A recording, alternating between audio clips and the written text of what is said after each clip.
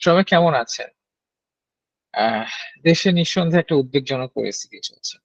অনেক বেশি ভালো থাকার সুযোগ হয়তো খুব কম, বাট মোটামুটি কেমন আছেন সবাই? আলহামদুলিল্লাহ। আলহামদুলিল্লাহ। আলহামদুলিল্লাহ বললে আসলে আল্লাহ তাআলা ভালো থাকার সুযোগটাকে বাড়িয়ে দেয়। সো নিঃসন্দেহে আমরা সবাই হয়তো যত জটিল পরিস্থিতি হোক মিলেমিশে একসাথে ভালো থাকার চেষ্টা করছি। সো আমি আশা করছিলাম যে আপনারা হয়তো নিজের যত্ন নিয়েছেন গত ১ সপ্তাহে।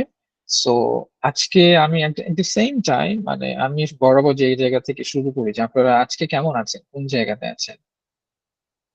1 হচ্ছে আমি খুব ভীষণ ভালো আছি। 2 হচ্ছে আমি রিল্যাক্স এবং হ্যাপি এবং এভাবে আস্তে আস্তে বাড়তে যত উপর দিকে যাওয়া যাবে ওই জায়গাটা বেসিক্যালি আমাদের স্ট্রেস বাড়তে থাকবে এবং 10 এর কাছাকাছি গিয়ে হচ্ছে যে আমরা একেবারে নিয়ন্ত্রণ হারিয়ে ফেলছি সেরকম একটা জায়গা। সো কে কোথায় আছেন? যদি একটু জানান আমাদেরকে। আজকে এই মুহূর্তে কে কোথায় আছেন? আমরা একটু জাস্ট মনের অবস্থাটা জেনে নেই। একটু ফিলিং থার্মোমিটারটা চেক করছি সবার। How are you feeling today? ঠিক এই মুহূর্তে আমার সাথে বসে এখন আপনারা কেমন ফিল করছেন? আপনাদের জন্য চ্যাট বক্সটা কিন্তু ওপেন আছে। So please you can write something here.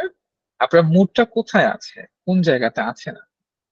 এই জায়গাটা চেক করা অনেক ভাইটাল সেশনের শুরুতে। কারণ আমরা আজকে কিছু কনটেন্ট কভার করব যে জায়গাটা খুব প্র্যাকটিক্যাল এবং এই জায়গাটা আপনাকে কিছুটা ডিস্টার্ব করবে বা করতে পারে সম্ভাবনা আছে। তাই আমরা জাস্ট আগে একটু চেক করে নিচ্ছি। আমাদের সেশনের প্রত্যেকটা অ্যাক্টিভিটি প্রচন্ড পারপাসফুল। এটা বিনা উদ্দেশ্যে করা হচ্ছে না। Where are you right now? Smooth থার্মোমিটারে আপনারা চ্যাট বক্সে লিখতে পারেন। চ্যাট বক্সটা তো জানা আছে সবার না? 5 ও 6। আমরা একটু জাস্ট আরেকটু জানতে চাই কে কোথায় আছেন? 5 নাম্বার। Very good. ঠিক আছে। আই থিংক আমরা একটু সামনের দিকে যাই। আমরা ছোট একটা আজকে শর্ট একটা জাস্ট গ্রাউন্ডিং এক্টিভিটি করব। জাস্ট 2-3 মিনিটস এর কারণ আজকে আমাদের অনেকগুলো ইনফরমেশন কভার করতে হবে। সো আপনারা একটু জাস্ট যেই জায়গাটাতে আছেন সেই জায়গাটাতে একটু আরাম করে বসুন। আই থিংক 2 or 3 মিনিটস আমরা আজকে বড় কোনো অ্যাক্টিভিটিতে যাচ্ছি না। খুবই শর্ট। জাস্ট বি রিল্যাক্স, একটু গ্রাউন্ডেড হওয়া। আপনি একটু রিল্যাক্স হয়ে বসুন। পা দুটো সারফেস বা যেকোনো একটা মাটিতে বা কোনো একটা জায়গাতে লেগে থাকতে পারে। আপনি চাইলে আলতো করে চোখটাকে বন্ধ করে দিন। হাত দুটোকে হাঁটুর উপরে রাখুন এবং কোন রকম জাজমেন্ট ছাড়া মনোযোগটাকে আপনি নিঃশ্বাসের দিকে নিয়ে যান। আপনি খেয়াল করুন, অনুভব করুন আপনি কিভাবে শ্বাস নিচ্ছেন এবং শ্বাস ছাড়ছেন। আপনি আপনার নিঃশ্বাস এবং প্রশ্বাসের জায়গাটাকে খেয়াল করুন যে কিভাবে শ্বাস নিচ্ছেন, শ্বাস ছাড়ছেন। এই শ্বাস নেওয়া আর ছাড়ার পদ্ধতিটা হলো খুব আস্তে আস্তে এবং গভীরভাবে শ্বাস নেওয়া এবং সময় নিয়ে আস্তে আস্তে মুখ দিয়ে প্রশ্বাসটা ছেড়ে দিন এবং নিঃশ্বাসটাকে ফিল করুন, অ্যাকনলেজ করেন যে কিভাবে আপনার বডিতে ইনহেল হচ্ছে মানে শরীরের ভেতরে যাচ্ছে এবং প্রশ্বাসটা কিভাবে আস্তে আস্তে শরীর থেকে বাইরে বেরিয়ে যাচ্ছে।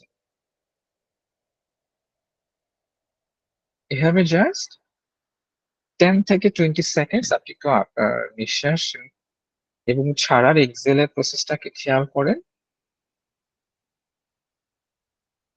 আমরা যখন নিঃশ্বাস প্রশ্বাস খেয়াল করি তখন আমাদের বেশ ফোকাস লাগে, গ্রাউন্ডিং লাগে। সো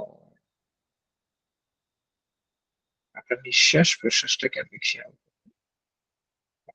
আমরা ১ম দিন একটা ছোট সেফ প্লেস এক্টিভিটি দিয়ে শুরু করেছিলাম। সো জাস্ট আপনার ওই সুন্দর নিরাপদ জায়গাটা আপনি এবার একটু কল্পনা করতে পারেন।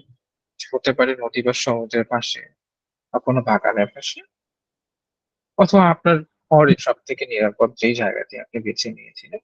কল্পনায় মনে সেই জায়গাটা জাস্ট ১ মিনিটের জন্য একটু কানেক্ট করুন যে আপনি ওই জায়গাটাতে আছেন।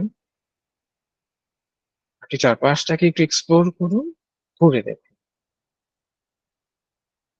ওখানটার মুক্ত বাতাসটা কেমন আছে সেটা একটু অনুভব করুন। এবং আপনি নিজেকে জাস্ট একটু মনে মনে বলতে পারেন যে আমি এখন এই মুহূর্তে খুব শান্ত, ধীর ও স্থির এবং রিল্যাক্স অনুভব করছি। আমি এখন অনেক শান্ত, ধীর ও স্থির এবং রিল্যাক্স অনুভব করছি। যে আমি এখন যে মনের ভেতরটাতে খুব শান্ত, ধীর ও স্থির এবং একটা পিসফুল অনুভূতির মধ্যে দিয়ে যাচ্ছি। নিজেকে জাস্ট মনে মনে, শব্দ করেও না, মনে মনে কয়েকবার বললেই হবে। আমি এখন বেশ শান্ত, ধীর ও স্থির এবং রিল্যাক্স। আমি এখন বেশ শান্ত, ধীর ও স্থির এবং রিল্যাক্স অনুভব করছি। এইবারে আপনারা সবাই আস্তে আস্তে নিজেকে প্রস্তুত করে ফেলুন। চোখ খুলে আমার সাথে সেশনে ফিরে আসবেন।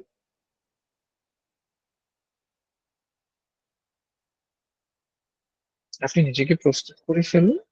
চোখ খুলে আমার সাথে আস্তে আস্তে সেশনে ফিরে আসবেন। তার জন্য লম্বা একটা শ্বাস নিন নাক দিয়ে এবং মুখ দিয়ে শ্বাস ছেড়ে দিন। লম্বা একটা আরেকটা শ্বাস নিয়ে আস্তে আস্তে মুখ দিয়ে শ্বাস নিন। আরেকবার লম্বা আরেকটা শ্বাস নিন। মুখ দিয়ে শ্বাস ছেড়ে দিন। চোখ খুলে আমার সাথে ফিরে আসুন। ওকে।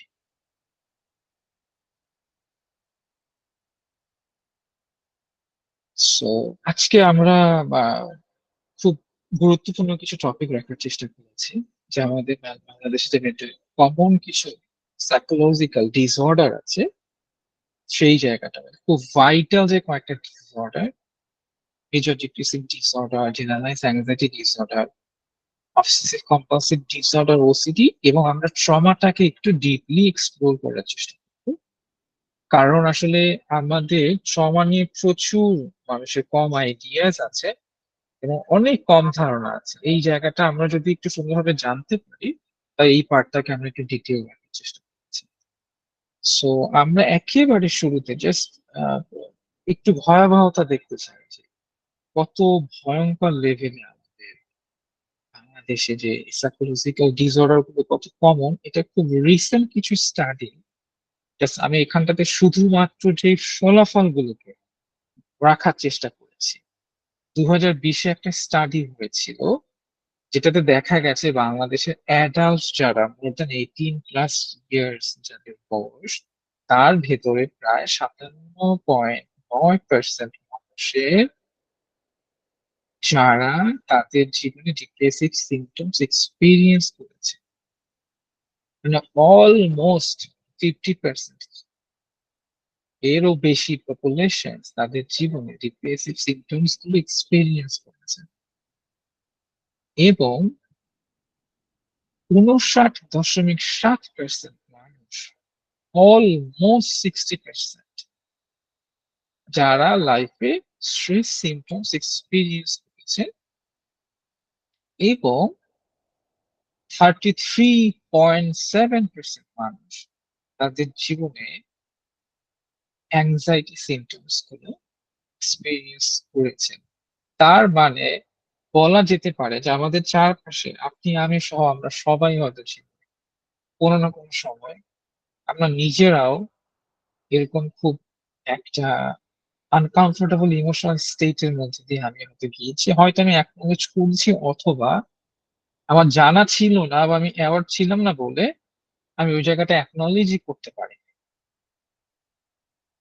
এবং আমি কিন্তু কোনো না কোনো সময় হয়তো বা আমাদের চারপাশের, আমাদের বাসার, আমাদের ঘরের, আমাদের রুমের, আমার চারপাশে আমার বন্ধুদের, আমার পরিবারের কেউ না কেউ হয়তো আমরা এরকম কিছু ডিপ্রেসিভ, কিছু স্ট্রেস এবং কিছু অ্যাংজাইটি সাইন এন্ড সিমটমস এর মধ্যে দিয়ে আমরা হয়তো যাচ্ছি। এবং 2018-এর আরেকটা স্টাডিতে দেখা গেছে যে আরবান এবং সেমি আরবান যে স্কুলগুলোতে আছে, যাদের ভেতরে প্রায় 42.9% গার্লসরা এবং 25.7% বয়েজরা, তারা ডিপ্রেসিভ সিমটমস এর মধ্যে সাফার। স্টাডি গুলো না খুব মানে খুব টাচি, মানে খুব সেন্সিটিভ। এত সিগনিফিকেন্ট রেজাল্ট এসছে আমাদের বাংলাদেশের কনটেক্সটে। আমরা হতে পারে যে খুব বেশি না জানার জন্য অ্যাওয়ারই না, যে মানুষটা বলে না আমি তো জানিই না আমি কিসের মধ্যে দিতে যাচ্ছি, যার জন্য হয়তো বোঝা যাচ্ছে না। কিন্তু যখন সার্ভে করে দেখা গেছে আমাদের স্কুলসে, আপনার ন্যাশনাল স্টাডি গুলো, এই রেজাল্ট খুব ভয়ঙ্কর। এবং একটা ন্যাশন ওয়াইড স্টাডি ছিল বাংলাদেশে 2007-এ, যেটা থেকে দেখা গেছে যে 0.5% মানুষ যাদের ভেতরে তারা ওসিডির এক্সপিরিয়েন্স করেছে তাদের লাইফ, মানে অবসেসিভ কম্পালসিভ ডিসঅর্ডার। আমরা আসলে এই জায়গাগুলো ক্লারিফাই করবো আজকে। আমি জাস্ট কয়েকটা মেজর স্টাডি রেজাল্ট বা কনসিকুয়েন্সেস একটু আপনাদের সাথে শেয়ার করছি। আর একটা খুব রিসেন্ট স্টাডি 2021-এ, যেটাতে দেখা গেছে যে বাংলাদেশের স্টুডেন্টস যার প্রায় 40.91% মানুষ, তাদের প্রিভ্যালেন্স রেট পিটিএসডি, মানে এটা অনেক অনেক হায়ার হায়ার, মানে এটা almost half of the population যারা স্টুডেন্টস, ওরা লাইফে ট্রমা এক্সপিরিয়েন্স করছে। এটা খুব ভয়ানক। প্রত্যেকটা স্টাডি এটা, যারা এই সেক্টরটা নিয়ে এক্সপ্লোর করে তারা জানে যে এটা কতটা ভয়াবহ রেজাল্ট। আমাদের দেশের যে মানে সোশিও ইকোনমিক কনটেক্স, তারপর আমাদের কালচারাল কনটেক্স, আমাদের যে ইন্টার সিস্টেম, এই জায়গাটা না আহ, এটা খুব বেশি পজিটিভ আসলে বলতে পারছি না। এটা এতটা নেগেটিভ থাকে, যার জন্য এই এই রেজাল্ট গুলো বেসিক্যালি স্টাডিতে বের হয়ে আসে। এখন এটা হয়তো অনেক মানে অনেক বেশি মানে আপনারা এই জায়গাটা নিয়ে ঘাটাঘাটি না করার জন্য হয়তো আপনারা খুব বেশি সচেতন হতে পারছেন না, বা যারা মেন্টাল হেলথ সার্ভিস প্রোভাইডার্স আছে তাদেরকে কিন্তু এই জায়গাগুলো বেশ নাড়া দিয়ে যায়। আমাদের জার্নির একটা উদ্যোগই ছিল বেসিক্যালি এই ছোট্ট একটা বুট ক্যাম্প অ্যারেঞ্জ করা, যে এখানটাতে যদি কিছু মানুষও পার্টিসিপেট করে, তারা যদি নিজে একটু জেনে বা কিছু তথ্য, যে ফ্যাকচুয়াল ইনফরমেশন গুলো জেনে যদি নিজেকে বেনিফিটেড করতে পারে, আমাদের এই সময় আমাদের এফোর্টটা আমরা মনে হয় তখন ভালো লাগবে, যে আমাদের এটা আমাদের এফোর্টটা হয়তো তখন দিয়েও ভালো লাগবে। সো আমি একটু মেজর ডিপ্রেসিভ যে ডিসঅর্ডারের যে সাইন আছে, একটু আপনাদের কাছ থেকে জানতে চাই, আপনারা কি মনে করেন যে এমডিডিটি তে, মানে মেজর ডিপ্রেসিভ ডিসঅর্ডারে কিরকম সাইন আর সিমটমস দেখা যায়? একটু জাস্ট আপনাদের কাছ থেকে জানি চ্যাট বক্সে। আমরা অল্প কতজন মানুষ আছি, যদি একটু পার্টিসিপেট করেন চ্যাট বক্সে, যে এমডিডি কি কি সাইন হতে পারে একটু জানাবেন চ্যাট বক্সে। এখানে ভুল বা শুদ্ধ কিছু নাই, জাস্ট এমডিডির কি কি সাইন আর সিমটমস আপনি নিজে কি নেন, এবং আমাদের যে পাঠ্যপুস্তক আছে আমরা কিভাবে এমডিডি কে ডায়াগনোস করতে পারি। Exactly. না, নিঃসন্দেহে নিঃসন্দেহে এগুলো আছে। এবং ডিপ্রেশনের ক্ষেত্রে খুব কমন কি ফ্যাক্টর থাকে বলতে পারলে, ভীষণ কমন কোন জায়গাটা থাকে যে একেবারে বহুল প্রচলিত, খুবই কমন একটা দুইটা জিনিস যেটা থাকে অলমোস্ট এভরি কেসেসে, একটু একটু পার্টিসিপেট করলে না নিজে খুব আরাম লাগবে মনে হয়। সো আপনারা চাইলে লিখতে পারেন চ্যাট বক্সে যে নেটের একটা। অবস্থা খুবই খারাপ, মেসেজও যাচ্ছে না, তাই ও কিছু লিখতে পারছি না। Sorry sorry. আচ্ছা, তাইলে ভার্বালি শেয়ার করেন, আমরা অল্প মানুষ যেহেতু আমরা কথা বলে আমরা পাঠিয়ে মেসেজ দিই। সেন্ডিং শো করছে কিন্তু সেন্ড ও হচ্ছে না। আচ্ছা আচ্ছা, তাইলে আপনি ভার্বালি জানান, ঠিক আছে, বলুন কি মনে হয় কোন ভাইটাল জায়গা থাকে,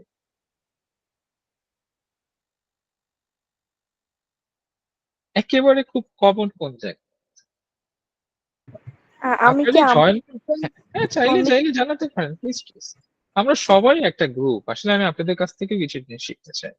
আচ্ছা আচ্ছা, আমরা আমার সবাই। আমি আমার আসলে ওইরকম কোনো আইডিয়া নাই, আজকেই হচ্ছে ফার্স্ট ক্লাসটা। আমি আগের ক্লাসগুলো করিও নাই। আমার যে প্রবলেমটা হচ্ছে কয়েকদিন ধরে, সেটা হচ্ছে যে হোপ হারায় ফেলছি, আর হচ্ছে স্পিরিট হারায় ফেলছি। এরপরে হচ্ছে মানে কোনো কিছু করার জন্য যে একটা প্রোগ্রেস লাগে, মানে ওটার জন্য স্পিরিট সেটা পাচ্ছি না। মানে এটা কেন, মানে এটাও বুঝতে পারতেছি না যে মানে এটা আসলে হোপ ছাড়া, স্পিরিট ছাড়া তো আসলে প্রোগ্রেস করাও পসিবল না। মানে কিছু কিছু সময় মনে হয় যে বেশি দিন মনে হয় বাঁচবো না, যে কোনো সময় মারা যাব। আর হচ্ছে বেঁচে থাকা আর মৃত্যুর মধ্যে আসলে পার্থক্য খুঁজে পাচ্ছি না, মানে সেটা মনে হচ্ছে। কিন্তু আসলে যেটা করছি, আমি জব করি, সবই শো অফ। মানে আমার ভিতরে কি চলছে সেটা কেউ বুঝতে পারছে না, মানে কাউকে আমি বুঝতে দিচ্ছি না। মানে বিষয়টা হচ্ছে এইটা, এখন এটা আমি কিভাবে ওভারকাম করব? মানে কি করলে আমি আবার মানে উদ্যম সহ আমি সবকিছু করতে পারবো? আমি সবই করতেছি, কিন্তু ওখানে আমার কোনো ইন্টারেস্ট নাই। মনে হচ্ছে যে ইউজলেস সবকিছু। সেটাই আরকি। মানে কিভাবে আমার মিনিংফুল আমি করতে পারবো? আমার কাছে মনে হবে যে একটা কাজ করতে গেলে সেটা আমার জন্য মিনিংফুল, লাইফটা অনেক সুন্দর, পিসফুল। আ কিভাবে আমি বুঝাতে মানে পারছি কিনা আমি জানি না। আমি চেষ্টা বুঝতে করি। পারছি। আপনার প্রশ্নটাতে আসলে অনেকগুলো জায়গা আছে, অনেকগুলো জায়গা এক্সপ্লোর হয়ে যাচ্ছে। আমি আপনার সাহসটাকে বা এই কারেজটাকে অনেক অ্যাপ্রিসিয়েট করছি যে আপনি এরকম একটা কমন প্ল্যাটফর্মে এতগুলো মানুষের মধ্যে প্রশ্ন করছেন। আমার জাস্ট দু একটা জায়গায় একটু ক্লারিফিকেশন দরকার। এটা কি খুব রিসেন্টলি এরকম ফিল হচ্ছে নাকি বেশ কিছুদিন থেকে feel হচ্ছে? আমার আসলে আমার লাইফে প্রবলেম যাচ্ছে অনেকদিন ধরে, অনেকদিন বলতে 15-16 বছর ধরে। মানে আমি আসলে কোথাও কোনো স্পেস পাই নাই আমার নিজের জন্য।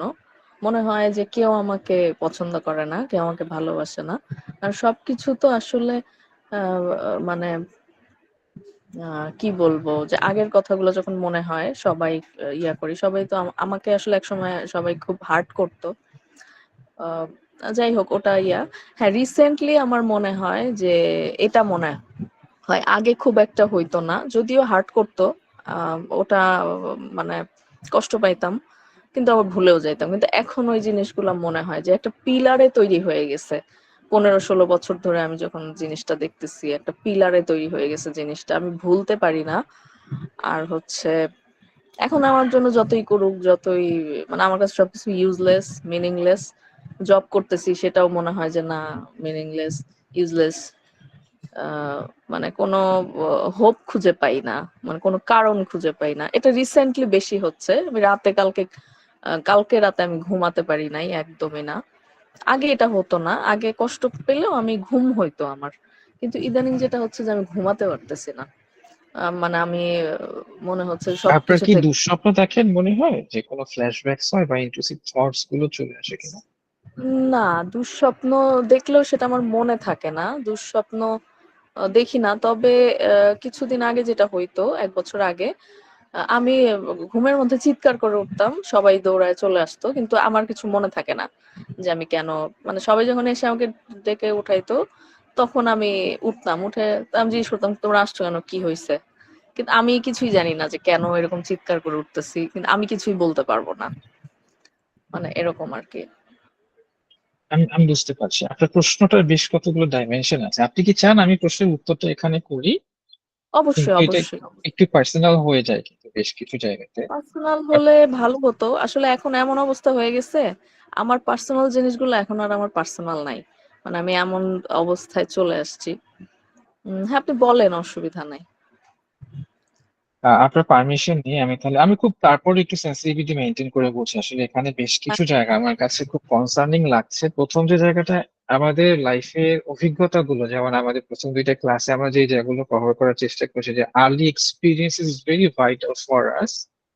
সো হুম, ওই যে আমাদের পিলার টাইমসটা বা গ্রোয়িং টাইমটাতে যখন আমাদের নেগেটিভ এক্সপিরিয়েন্সেস থাকে, মূলত অ্যাডভার্স চাইল্ডহুড এক্সপিরিয়েন্সেস যাদের জীবনে থাকে, তাদের পারসেপশন থেকে শুরু করে তাদের ইনার সাইকোলজিক্যাল স্ট্রেংথ, এনার্জি, যে যেগুলো আপনি রিপোর্ট করছিলেন, তারপরে খুব ডেভেলপমেন্টাল যে জায়গাটা, ওই জায়গাটা বেশ বাধাগ্রস্ত হয়, বা হুম, একটা নেগেটিভ মানে ফেনোমেনন মানুষ নিজের সম্পর্কে নিজের তৈরি হয়, যেখানটাতে তার নিজের self steam, courage, confidence, even inner energy, ওই জায়গাটা অনেক কমে যায়।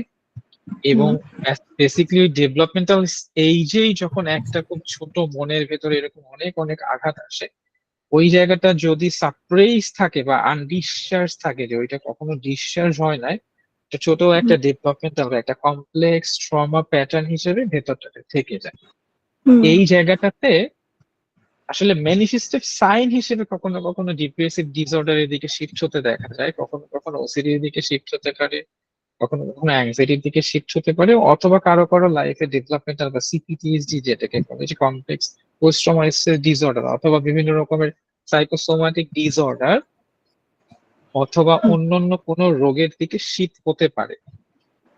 আমি তারপরেও আপনার জাস্ট কনফিডেন্সিয়ালিটির জন্য আপনি আমাদেরকে আপনার এই কেসটার জন্য আমি একটা ইমেল অ্যাড্রেস টাইপ করে দিচ্ছি প্লিজ, মানে একটু বেশি জি, জি। পার্সোনাল হয়ে যাচ্ছে, হুম, হুম, আপনি হুম, ইমেইলে লিখতে পারেন। আমি আমার জি, পার্সোনাল ইমেল অ্যাড্রেস টাইপ করে দিচ্ছি, আই উইল জি, কন্ট্যাক্ট বেটার ইউ বেটার হবে। পার্সোনালি। ঠিক জি, আছে, জি। আমি হয়তো আপনাকে কোনো একটা সময় করে I just give you the answer, কারণ এটা একটু বেশি পার্সোনাল হয়ে যাচ্ছে। হুম, হুম, হুম, ঠিক আছে, আমি আর বেশি বুঝতে কিছু না বলি, ওই জায়গাগুলো রিজলভ না হওয়ার জন্য আহ হুম, একটু ডিফিকাল্ট আপনার জন্য, বেশ হুম, হুম, ডিফিকাল্ট। আমি হুম, কমেন্টটাকে পিন করে দিচ্ছি, জি, আমার ইমেল অ্যাড্রেসটা, কারো যদি কোনো ব্যক্তিগত কোনো কোয়েরি থাকে ইউ ক্যান আস্ক। হুম। ঠিক আছে, হ্যাঁ, সো আমি আসলে দ্যাট এটা রিকভারি করতে চাই, কারণ হচ্ছে যে রিকভারি প্রসেসটার জন্য না আপনার এফোর্ট দিতে হবে। মানুষের লাইফটা তো একটা লম্বা সময়ের থাকে। এরকম না যে আমরা একটা ম্যাজিক পিলস খেলাম আর আমার লাইফে সবকিছু ঠিক হয়ে গেল, এরকম কোনো কুইক মেথড নাই। হুম, একটা জিনিস কি, মেবি আপনি কিছুদিন বা একজন দক্ষ সাইকোলজিস্টের কাছে গিয়ে হেল্প নিলে অনেকটা অনেকটা হুম, সাফারিং বা ইনজুরি থেকে নিজেকে মুক্ত করতে পারবেন। আপনার কিছুটা জমে গেছে, আসলে বেশ কিছু জিনিস জমতে জমতে আজকে এই অবস্থাটা হয়েছে। হুম, কিন্তু আমি আপনাকে ভীষণ ধন্যবাদ জানাচ্ছি, আপনি এত কারেজিয়াস, এতগুলো মাসের মধ্যে প্রশ্ন করেছেন, thank you so much for it. Hmm, sure, আমরা একটু সামনের ইউর দিকে যাই। Sure. জি, আমাদের আজকে শেষের দিকে আমরা একটু মাইক্রোফোন ওপেন করে দিব, তখন আপনারাও চাইলে জিজ্ঞেস প্রশ্ন করতে পারেন।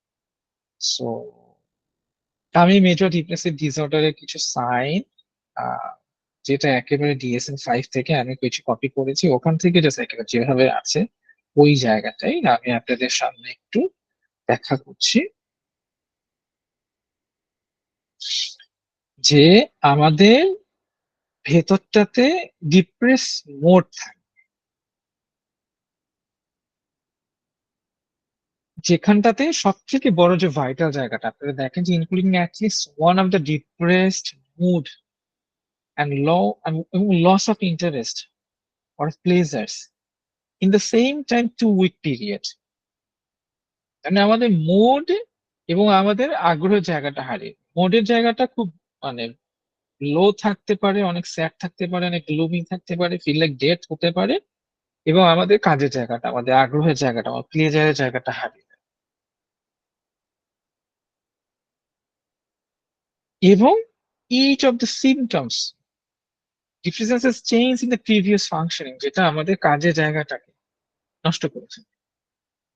এখন কি কি সিমটমস বেসিক্যালি এমডিডি ক্রাইটেরিয়া গুলো ফুলফিল করে, যেখানটাতে আমাদের মনটা অনেক লো থাকে, মানে ভীষণ রকম স্যাড লাগতে পারে, যেটা সাবজেক্টিভলিও দেখা যাবে এবং অবজার্ভ করেও দেখা যাবে। এবং আমাদের যে কাজের জায়গাটা, আমি এই জায়গাটাই জিজ্ঞেস করছিলাম, ডিপ্রেশনের ক্ষেত্রে সব থেকে যে কমন ফ্যাক্টরটা দেখা যায়, যে আমি বা আমরা যেই না কেন ডিপ্রেসিভ একটা ফেজের মধ্যে দিয়ে যাই, আমাদের কাজের আগ্রহ হারিয়ে যায়, ভেতরে আনন্দটা হারিয়ে যায়, প্লেজারটাকে হারিয়ে যায়। এবং আমাদের ওয়েট, মানে আমাদের ওজনের অনেক বেশি তারতম্য হয়, ওজন হয়তো অনেক বেড়ে যায় অথবা কমে যায়। এবং আমাদের অ্যাপেটাইট সেম, অনেক কমে যায় অথবা বেড়ে যায়। এখন ওজনটা কিভাবে বাড়ে, যারা অনেক বেশি অ্যাপেটাইট বেড়ে যায় ওরা অনেক বেশি খেতে থাকে, নিজের ফিলিংটাকে একটু ভালো থাকার জন্য অনেক বেশি খাচ্ছে, যার ফলে অনেক ওয়েট গেইন করে অল অফ এ সাডেন। আর হঠাৎ করে একেবারেই খেতে পারে না, অ্যাপেটাইট এত কমে যায়, যার ফলে ওজন অনেক কমে যায় এবং অল্প কিছু দিনের মধ্যে বেশ ওজন কমে যেতে পারে। এবং ইনসোমনিয়া দেখা যায়, অথবা হাইপার সোমনিয়া, মানে অনেক কম ঘুমাবে অথবা অনেক বেশি ঘুমাবে। এই জায়গাটা একেবারে অপোজিট সাইন থাকে, খাওয়া, অ্যাপেটাইট আর ঘুমের ক্ষেত্রে হয়তো বেশি ঘুমাবে অথবা একেবারে কম ঘুমাবে। এবং সাইকোমোটর রিটার্ডেশন বা এজিটেশন দেখা যায়, যেটা অবজার্ভ করে বোঝা যাবে মানুষটা রেস্টলেস, অনেক এজিটেটেড এবং দেখা যায় কি মেজাজটা দারুণ রকম খারাপ থাকে, তাকে কেউ সামলাতেই পারে না। মানে বলে না ওনার খুব মেজাজ খারাপ, ওনার অনেক রাগ, একেবারে এজিটেটেড থাকে সারা। এটা আসলে দেখা যায় যে একেবারে মুডটা যে খারাপ হয়ে থাকে ডিপ্রেশনের ক্ষেত্রে। একটা গেইজই থাকে চেহারার মধ্যে, এমন একটা এক্সপ্রেশন থাকে। এটা আহ, মানে ভালো যারা একটু মানে বেশ কিছুদিন থেকে দেখছেন এরকম মানুষ দেখলে বোঝা যায় যে yes the gauge basically goes with the depression. History নিলে দেখা যায় ঠিকই, আমরা যখন থেমেটিক হিস্ট্রি নেই, ফ্যামিলি হিস্ট্রি নেই বা আর্লি ডেভেলপমেন্টাল হিস্ট্রি নেই, পাশাপাশি যেই ফিলোসফিক্যাল জায়গাটা, পাশাপাশি অনেকগুলো কোশ্চেন দিয়ে যখন এক্সপ্লোর করা হয় একটা কেসকে, তখন দেখা যায় যে মানুষের ভিতরে ডিপ্রেশনের জায়গাটা দেখা যায়। এবং আমরা তখন এমডিডি এই ডায়াগনোসিস এই কোশ্চেন গুলো যখন করি, সেখান থেকে যদি মোর দেন 2 উইক পারসিস্ট করতে থাকে এই সেম সাইন এন্ড সিমটমস গুলো, তখন ওই মানুষটাকে বেসিক্যালি মেজর ডিপ্রেসিভ ডিসঅর্ডার একজন আক্রান্ত মানুষ হিসেবে তাকে চিহ্নিত করা যেতে পারে। এবং তার ভেতরে এনার্জি হারিয়ে যায়। আপনারা একজন লিখছিলেন খুব সুন্দরভাবে ফ্যাটিক, এক্স্যাক্টলি ফ্যাটিক থাকে। এবং আহ তার ফাংশনাল ইম্পেয়ারমেন্ট তো হবেই। এবং অনেক ভয়ঙ্কর লেভেলের একটা জিনিস থাকে, ওয়ার্থলেস কাজ করে। এবং আননেসেসারিলি এরা প্রচন্ড পরিমাণে গিল্ট ফিল করতে থাকে। এই গিল্টটা মাঝে মধ্যে ইমোশনাল মনে হয়, যে অযৌক্তিক, তারপরে অনেক গিল্ট ফিল করতে থাকে। এবং এমন একটা জিনিস কাজ করে, একটা ফিয়ার কাজ করে যে মানুষ মনে হয় আমাকে খুব খারাপ ভাবে ইভালুয়েট করছে। তার নিজের যত খারাপ জিনিসগুলোকে আছে ফিল্টারিং করে ম্যাগনিফাই করে ওটাকে সামনে নিয়ে আসে নিজে নিজে। এবং সে ভাবতেই থাকে স্ক্রিন দেখা যাচ্ছে নাকি যাচ্ছে না, স্ক্রিনটা কি দেখা যাচ্ছে। একজন লিখলো, দেখা যাচ্ছে, জি দেখা যাচ্ছে। Okay sure, thank you thank you. এবং অনেক ইনঅ্যাপ্রোপ্রিয়েট মানে তার গিল কাজ করতে থাকে, এবং নেগেটিভ ফিয়ার অফ সোশ্যাল জাজমেন্টটা তার ভেতরটাতে কাজ করতে থাকে। যার ফলে কি হয়, উনি বাইরে যেতে চায় না, লক হয়ে যায়, আটকায় ফেলে। এবং আমি আসলে খুব দুঃখের সাথে বলি, একজন মানুষ বলছিলেন, সে বলতো যে আমার সকালবেলা উঠে মনে হয় আমার পুরো শরীরটা কেউ আইকা বা গ্লু দিয়ে বিছানার সাথে লাগাই দিছে।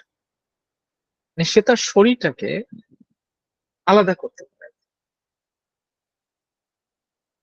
এবং এটাকে একটা মেটাফোর দেওয়া যেতে পারে, একটা এক্সাম্পল দেওয়া যেতে পারে যে ডিপ্রেসিভ সাইন গুলো কেমন। আহ যার লেভেল অফ ডিপ্রেশন বা কতটুকু ইম্পেয়ারমেন্টাল লেভেল, ওই জায়গাটা থেকে সিভিয়ারিটি অনুসারে বলা যেতে পারে যে কারো কারো মনে হয় যে আমার পা ডুবে আছে, কারো মনে হয় আমার হাঁটু পর্যন্ত কাদায় ডুবে আছে, কারো কারো মনে হয় আমার কোমর পর্যন্ত কাদায় ডুবে আছে। আর যারা একেবারে প্রফাউন্ড লেভেলে ডিপ্রেশন থাকে তাদের মনে হয় আমার গলা পর্যন্ত মনে হয় কাদায় ডুবে আছে।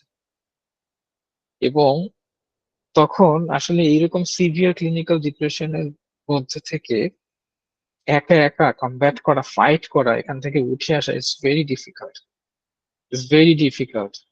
এরকম কিন্তু একেবারে এক্সেসিভ মানে প্রোফাউন্ড ক্লিনিক্যাল ডিপ্রেশন যদি ইগনোর করে, ওখান থেকে কিন্তু যে কোনো সময় ডেথ ইনস্টিংক্ট অ্যাক্টিভ হয়ে যেতে পারে মানুষের ভিতরে, অনেক সুইসাইডাল আইডিয়েশন কাজ করে। তখন মানুষ অনেক এতটা ওয়ার্থলেস, পারপাসলেস, মিনিংলেস লাগে, ওই জায়গাটার জন্য মানুষ কিন্তু সে নিজেকে মেরে ফেলার মতো ইনিশিয়েটিভও নিতে পারে। তার ভেতরটাতে তার সুইসাইডাল আইডিয়েশনটা অ্যাক্টিভ হয়ে যেতে পারে, প্যাসিভ আইডিয়েশন থেকে অ্যাক্টিভ আইডিয়েশনের দিকে যেতে পারে। এবং সেলফ ফার্মিং বা সুইসাইডের মতো ব্যাপারগুলো দেখা যায়। এবং তার কনসেন্ট্রেশনটা ভীষণ ভাবে ইম্পেয়ার্ড হবে। ইনডিসাইডিভ মানে সিদ্ধান্তহীনতা দেখা যাবে, প্রচন্ড পরিমাণে সিদ্ধান্তহীনতার জায়গাগুলো দেখা যায়। এখন 5 or more symptoms, 5 or more এইখানকার এই যে সিমটমস গুলো যদি 5টা বা তারও অধিক সিমটমস এই 9টার মধ্যে, এটা যদি সাস্টেইন করতেই থাকে 2 সপ্তাহের বেশি সময়, এখানকার যে কোনো 5টা অথবা 5টার অধিক বা পুরো 9টাই যদি কারোর মধ্যে মোর দেন 2 উইকস একটানা খারাপ ফিল করতে যেতে থাকে, সেক্ষেত্রে কিন্তু ওই মানুষটাকে মেজর ডিপ্রেসিভ ডিসঅর্ডারের ক্রাইটেরিয়া সে ফুলফিল করে। এবং সে হতে পারে যে সে একটা ডিপ্রেসিভ এপিসোডের মধ্যে দিয়ে পড়ে গেছে। বোঝা গেছে এই জায়গাটাতে। আমাদের এখানে একজন হ্যান্ড রেজ করেছেন। আমি বলবো যে আপনার প্রশ্নটিকে একটু লিখে রাখুন কাগজে। আমাদের আজকে সেশনে শেষের পার্টটাতে আমরা ওপেন করবো মাইক্রোফোন, তখন আপনি ভার্বালি আমাকে জিজ্ঞেস করতে পারবেন। আমাদের হতে পারে ক্লাস 5-10 মিনিট এক্সটেন্ড করেছে যদি মনে হয় যে কোশ্চেন বেশি থাকে, ঠিক আছে? সো আমি একটু সামনের দিকে যাই, এবং these symptoms cause clinically significant distress or impairment in social, আমি যে জায়গাটা সবসময় বলি যে এই সিগনিফিকেন্ট ডিস্ট্রেস গুলো তার সোশ্যাল, অকুপেশনাল এবং তার ইম্পর্ট্যান্ট এরিয়াস অফ ফাংশনিং কে নষ্ট করে। এই সিমটমস গুলো যখন তার সোশ্যাল, সামাজিক জীবন, তার কাজ এবং তার বিভিন্ন জীবনের গুরুত্বপূর্ণ ফাংশনিং কে নষ্ট করে দেয়, এই জায়গাটা দিয়ে কিন্তু তখন ডায়াগনোসিস করাটা অনেক ইজি হয়ে যায়। এবং এই সিমটমস গুলো অবশ্যই কোনো মাদক গ্রহণের জন্য না, যে সে মাদক নিয়েছে বা কোনো ঔষধ নিয়েছে বা কোনো মেডিকেল কন্ডিশন যেমন হাইপোথাইরয়েডিজম, অথবা সে কোনো ড্রাগ ইউজ করছে বা কোনো মেডিকেশনস এর জন্য তার এরকম হচ্ছে, এরকম কিন্তু হওয়া যাবে না। মানে সিমটমস গুলো এমনি এমনি আসবে।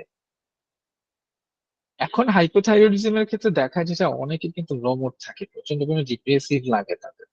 ওই মানুষগুলো না, ওনাদের দিকে কিন্তু আমরা এমডিডি ডায়াগনোস করছি না বা করতে পারছি না, কারণ ওইটা তার মেডিকেল কন্ডিশন।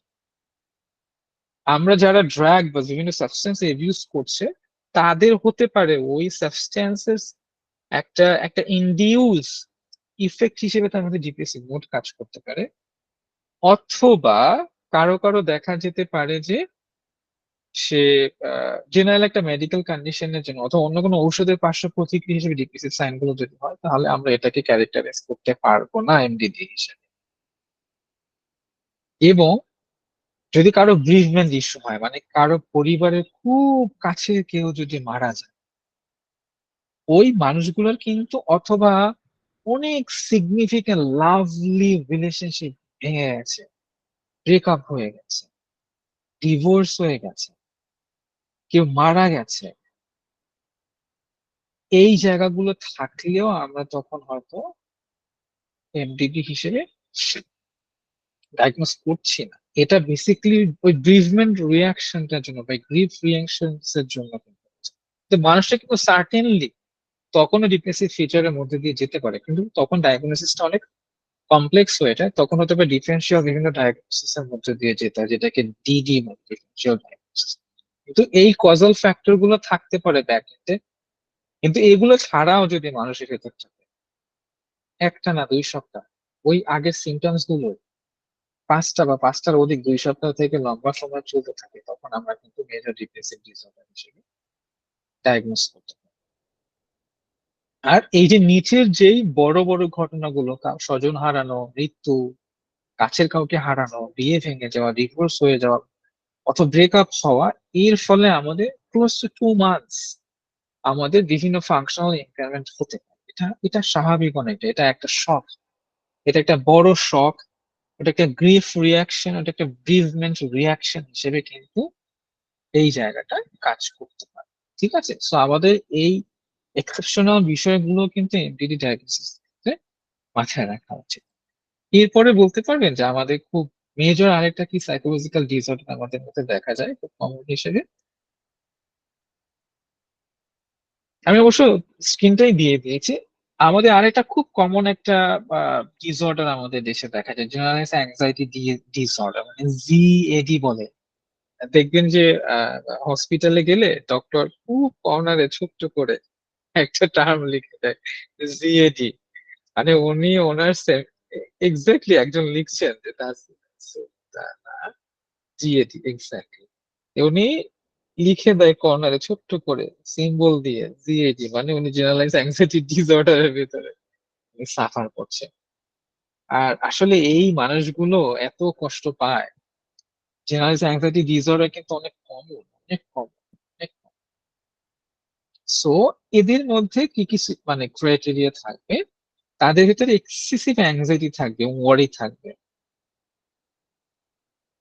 ঠিক আছে? এবং এটা ক্লিয়ারলি এক্সেসিভ হবে, আসলে এক্সেসিভ হবে, এবং দেখা যাবে মানুষটা যে অনেক এক্সেসিভ ওয়ারি বা অনেক প্রত্যেকটা জায়গাতে এদের এদের এমন দেখা যায় যে প্রত্যেকটা জিনিস নিয়ে ওরে, যেমন একটা ঔষধ খাবে, আচ্ছা এই ঔষধের জন্য আমার কি কি হইতে পারে, আচ্ছা আমার ওষুধ কি গলায় আটকে গেল নাকি, মানে প্রত্যেকটা জিনিসের ভিতরে এক্সেসিভ ওয়ারি থাকবে, দুশ্চিন্তা থাকবে, এবং ওটা খুব স্পষ্ট থাকে।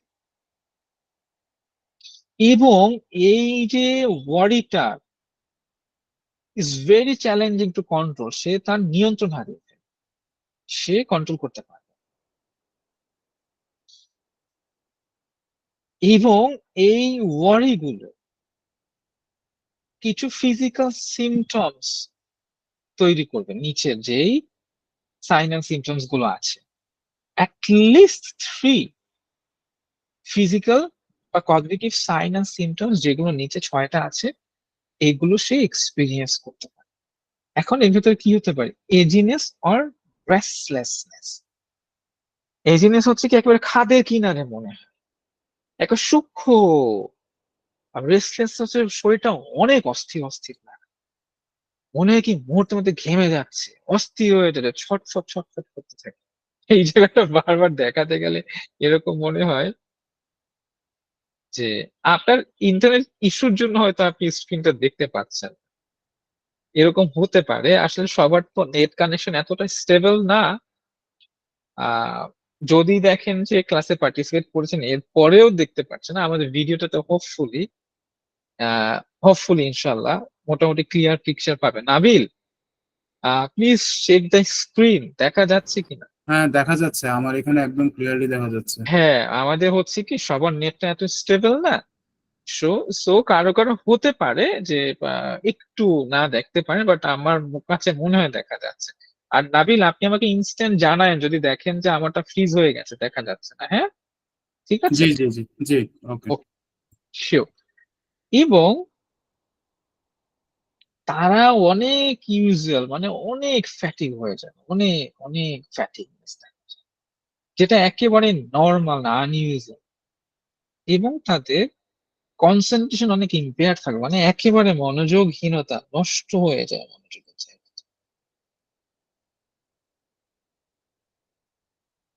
এবং কখনো কখনো তাদের মনটা ব্ল্যাঙ্ক হয়ে যায়, এবং অনেক ইরিটেবিলিটি দেখা যায়। এই যে ইরিটেবিলিটিটা হয়তো কখনো কখনো অবজারভেবল না, এটা হয়তো কখনো কখনো অবজারভেবল না, বাট কখনো কখনো অবজারভেবল হতেও পারে। এবং তাদের শরীরে অনেক ব্যথা ব্যথা কাজ করে, বিভিন্ন জায়গাতে ব্যথা কাজ করে। এবং ঘুমটা অনেক ডিস্টার্ব হবে, অনেক ডিস্টার্ব স্লিপ হবে। এবং কখনো কখনো খুবই খুবই ট্রাভেল স্লিপ হবে। এবং কখনো কখনো তো নির্ঘুম রাত যেতে পারে, এবং ঘুমের মধ্যেও রেস্টলেস হতে পারে। এবং খুব আনস্যাটিসফাইং স্লিপ, মানে ঘুম দিয়ে তার ভেতরে তুষ্টি আসবে না, তার কাছে মনে হবে এই স্লিপটা খুব আনপিসফুল স্লিপ ছিল, ঘুম থেকে উঠে উনি প্রশান্তি অনুভব করবেন। এবং তার ক্ষেত্রে এমন হবে, তার দিনে যে কাজকর্মগুলো থাকে সেই জায়গাটা বা তার দায়িত্বের জায়গাটা মনে হবে is very hard to carry daily লাইফের অ্যাক্টিভিটি গুলো। যার ফলে তার চারপাশে যে সম্পর্কগুলো আছে সেই সম্পর্কগুলোতেও কখনো কখনো সমস্যা দেখা যায়, তার কাজের ক্ষেত্রে সমস্যা দেখা যায়। এবং তার জীবনে যে অন্যান্য বিভিন্ন অ্যাসপেক্টস তার জীবনের সাথে জড়িয়ে থাকে, ওই ইম্পর্ট্যান্ট এরিয়া গুলো তখন ইম্পেয়ারমেন্ট। এবং এই সিমটমস গুলো মেডিকেল কন্ডিশনের জন্য না, এটা এমনিতেই হবে, এটা কোনো সাবস্টেন্স ইনডিউসের জন্য না, এটা কোনো অ্যালকোহল বা ইরেশনাল ড্রাগ ইউজের জন্য না। এমনিতেই এমনিতেই তার মধ্যে যদি এই অ্যাংজাইটি সিমটমস গুলো তার ভিতরে দেখা যায়, সেক্ষেত্রে উনি কিন্তু জিএডি হিসেবে ডায়াগনোস হতে পারে। মানে এইটা খুব কমন। আমাদের কোনো মেডিকেলে স্পেশালি আউটডোর থেকে যখন রেফার হয়ে কেউ আসে, প্রেসক্রিপশনের কর্নারে দেখে ছোট্ট করে লেখা থাকে জিএডি, অথবা উল্টার দিকে একটা কর্নারে লেখা থাকে জিএডি। অনেক কমন হিসেবে এই জায়গাটা দেখা যায় আমাদের দেশে। এবং এইটা আসলে অনেক বোঝা যায় খুব সহজেই। এই সিমটমস গুলো খুবই অবজারভেবল থাকে। এটা যে কোনো মেন্টাল ডিসঅর্ডার থেকে অনেক বেশি এটা কম, মানে এটা ইজিলি বোঝা যায়, এটা ইজিলি ডায়াগনোস করা যায় যে এই মাসটা উনি জিএডি প্রেজেন্ট করছে। এখন এটা হতে পারে যে কখনো কখনো মেবি রং ডায়াগনোসড হয়ে যাচ্ছে, বা হয়তো পারো ভেতরে অন্য অনেক বড় ইস্যু আছে, অনেক বড় ইনসিকিউরিটি আছে, যার জন্য কিন্তু একটা ম্যানিফেস্টেড সাইন হিসেবে কিন্তু জিএডি দেখাচ্ছে। জিএডি রুটটা, শেকড়টা কিন্তু অন্য জায়গাতে। আপনারা না বুঝলে আমাকে জিজ্ঞেস করবেন। ঠিক? এবং আরেকটা খুব কমন কমন সিমটমস বা কমন একটা মেন্টাল ডিসঅর্ডার আমাদের বাংলাদেশে, যেটা দেখা যায়, ওসিডি, অবসেসিভ কম্পালসিভ ডিসঅর্ডার। এবং ওসিডির সাইন অ্যান্ড সিমটমসটা এটাও আসলে যথেষ্ট কম। এটাতে কি, আমি একটু সহজ করে বলি, অবসেশন একটা পার্ট থাকে, মানে তার রিকারেন্ট বা পারসিস্টেন্ট একটা চিন্তা অথবা চিন্তার আর্জ কাজ করতে থাকবে। এবং এটা কিরকম জানেন, ধরলাম এরকম একটা কেন্দ্রকে ঘুরতেই থাকে, চিন্তাগুলো মনে হয় কি সাইক্লিংয়ের মতো ঘুরছে, অথবা ঘোড়ার দৌড়ের মতো, কোন থামাথামি নাই, চিন্তা আসতেছে মাথার ভেতরে, অজস্র চিন্তা আসতেছে, সে মাথা বেঁধে রাখলেও তার চিন্তা থাকে। এবং যার ফলে ওই মানুষগুলো সে আইডেন্টিফাই করছে আমার হয়তো অ্যাংজাইটি মানে ডিস্ট্রেস। এবং চিন্তাগুলো খুবই মাঝে মধ্যে অনেক আনকন্ট্রোল থাকে, সহজে নিয়ন্ত্রণ করতে পারে না, সে নিজেকে কন্ট্রোল করতে পারে না। এবং এই চিন্তাগুলো থেকে রিলিফ পাওয়ার জন্য, মানে মুক্তি পাওয়ার জন্য, মানুষ কোনো একটা কাজ যখন রিপিটেটিভ বিহেভিয়ার করে এই চিন্তা থেকে রিলিফ পাওয়ার জন্য, তখন একটা রিপিটেটিভ প্যাটার্ন তৈরি হয়।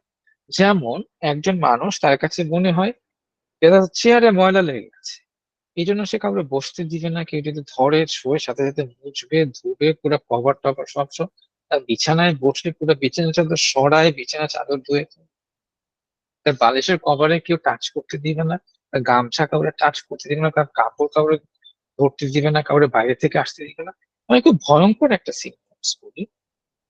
আমার কোন একজন ক্লায়েন্ট, ওনার এত ঘেন্না ছিলেন, আমি কোনো কিছু আইডেন্টিফাই ইনফরমেশন বলছি না, জাস্ট কেসটার ইন্টেন্সিটি বোঝানোর জন্য বলছি। উনি উনি একবার রিক্সায় যাচ্ছিলেন। রিক্সাওয়ালার পায়ের ভেতরে একটা ক্ষত ছিল, হয় না, ঘা থাকে বিভিন্ন রকম চর্মরোগের। সো ওনার কাছে মনে হচ্ছিল কি ওই রিক্সাওয়ালা, বৃষ্টি হইতেছিল, রিক্সাওয়ালার ঘাটা ওই যে বৃষ্টির পানিতে ভিজতেছে, ওই সারা ঢাকা শহরে রিক্সাওয়ালার ঘায়ের জীবাণু ছড়ায় গেছে। ক্লায়েন্ট উনি রিক্সা থেকে নেমে, উনি জুতা পরে পরে যে এখান থেকে ঢুকছে, সমস্ত জায়গা মুছে ওনার মনে শান্তি আসতেছিল না, ঘরে কার্পেট চালাই দিছে, সে ঘরে পাপোশ ফেলাই দিছে, তার বিছানা টিছানা সব ধুয়ে গেছে, তারপরে তার মনে ওই চিন্তাটা যাচ্ছিল না, তার মনে হচ্ছিল জান আমার ঘরের ভিতরে ঢুকে গেছে। আসলে এই কেসটা এত এত ভয়ঙ্কর ছিল, ভেতরটাতে তার এত দুঃখ ছিল। এই কেসটা অন্যরকম একটা খুব ট্রমা হিস্ট্রির জন্য, যাদের ক্ষেত্রে কখনো কখনো দেখা যায় যে অনেক ডিফিকাল্ট ট্রমার জন্য ম্যানিফেস্টেড সাইন হিসেবে ওসিডির সাইন আর সিমটমস দেখা যায়, full form profound OCD, but ওটা শিকড় হিসেবে তার ভীষণ রকম বড় একটা লাইফের ট্রমা ওখানটাতে কানেক্টেড ছিল। ওসিডিটা কিন্তু আছে তার ভেতরে একটা কোমরবিড ডিসঅর্ডার হিসেবে। তার পিটিএসডি ডেভেলপ না করে ট্রমার জন্য তার শিফট করেছে ওসিডি। তো বেসিক্যালি আমি খুব সহজ করে বললে যে অনেক চিন্তা আসবে, এবং কারো কারো ক্ষেত্রে কিছু এক্সেপশন দেখা যায়, কারো কারো ক্ষেত্রে হয়তো শুধু অবসেশন, হ্যাঁ শুধু চিন্তাই আসতে থাকে, সে কম্পালশন করতে পারতেছে না। আর কারো কারো ক্ষেত্রে হয়তো কম্পালশন বেশি থাকে, অথবা কারো কারো ক্ষেত্রে দুইটাই থাকতে পারে, যে চিন্তাও করবে একই সময়, বারবার বারবার চিন্তা আসতে থাকবে, ও রিপিটেটিভলি যখন কাজ করতে থাকবে। এবং এই জায়গাটা একটা ঘটনা ঘটাবে যে এই মানুষটা সারা দিনের 1 ঘন্টার বেশি সময় নষ্ট করে ফেলবে। আসলে এটা খুবই, যাদের ওসিডি থাকে এদের খুবই কমন। কিসের 1 ঘন্টা, দিনের 5-6 ঘন্টা, 7 ঘন্টা, 8 ঘন্টা, 10 ঘন্টা, কারো কারোর জন্য 12 ঘন্টা জীবন থেকে চলে যায় দিনের 24 ঘন্টা। আমি ছোট্ট আরেকটা দুঃখের ঘটনা বলি। আহ, একজন মানুষের, মধ্যবয়স্ক একজন নারী, ওনার ওসিডি ছিল। ওনার ভাই বোনরা এসে রিপোর্ট করতেছিল যে আমাদের কত যেন 10,000 লিটারের প্লাস্টিকের ট্যাঙ্ক থাকে নাকি কত, আমি সরি খেয়াল না, নাকি 1,000 লিটারের ওই ট্যাঙ্ক 2 বার 3 বার ভরা লাগতো দিনে। মানুষ গোসল করতে থাকতো, গোসল করতে থাকতো, গোসল করতে থাকতো, গোসল করতে থাকতো, পানির ট্যাঙ্ক শেষ হয়ে যায়, আবার চালাইতো, আবার গোসল করতে থাকতো, গোসল শেষ হয়ে যায়। তো মিনিংলেস গোসল। এই যে একটা কষ্ট, দিনে এসে বলতো কি আমার জীবনটা তো বাথরুমের সাথে আটকায় গেছে, মানে 5-6 ঘন্টায় তার চলে যেত শুধু বাথরুমের পেছনে। আসলে এগুলো খুব ভয়ঙ্কর কেসেস। এই যে কিছু সিভিয়ার বা প্রোফাউন্ড ওসিডি, এই সিমটমস গুলো যে কত কষ্টের, এবং এটা তার যে জীবনটা, তার সামাজিক জীবন, তার অকুপেশন, তার ফাংশনিং এরিয়া কিভাবে যে নষ্ট হয়ে যায়, এটা আসলে খুব বিপর্যস্ত একটা অবস্থা ওসিডির ক্ষেত্রে থাকে। এবং ওসিডিটাও কিন্তু আমাদের বাংলাদেশের জন্য খুবই কমন একটা জিনিস। এবং আমরা জাস্ট আরেকটা চ্যাপ্টারে শিফট হচ্ছি, জাস্ট তার আগে আই থিঙ্ক প্রশ্ন থাকলেও কিপ দিস কোশ্চেন, শেষের দিকে আমি প্রশ্নগুলো নেওয়ার চেষ্টা করব। আমি জাস্ট আপনার কাছে জানতে চাই, what is trauma according to you. আমরা এই ট্রমা পার্টটাকে আজকে একটু ব্রিফলি এক্সপ্লোর করার চেষ্টা করব। মানে what is trauma according to you, আপনার নিজের কাছে কি মনে হয় যে ট্রমা জিনিসটা কি? হোয়াট ইজ ট্রমা, ট্রমা কি? যদি একটু আমাকে সাহায্য করেন বুঝতে।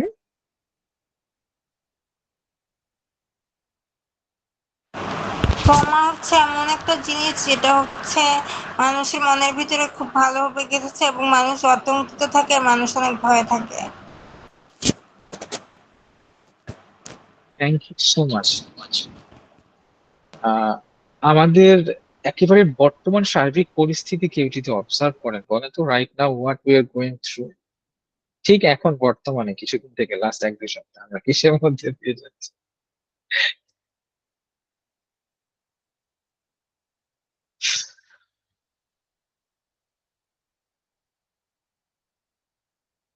একটা ফাইটিং সিচুয়েশনের মধ্যে দিয়ে যাচ্ছিলাম না আমরা?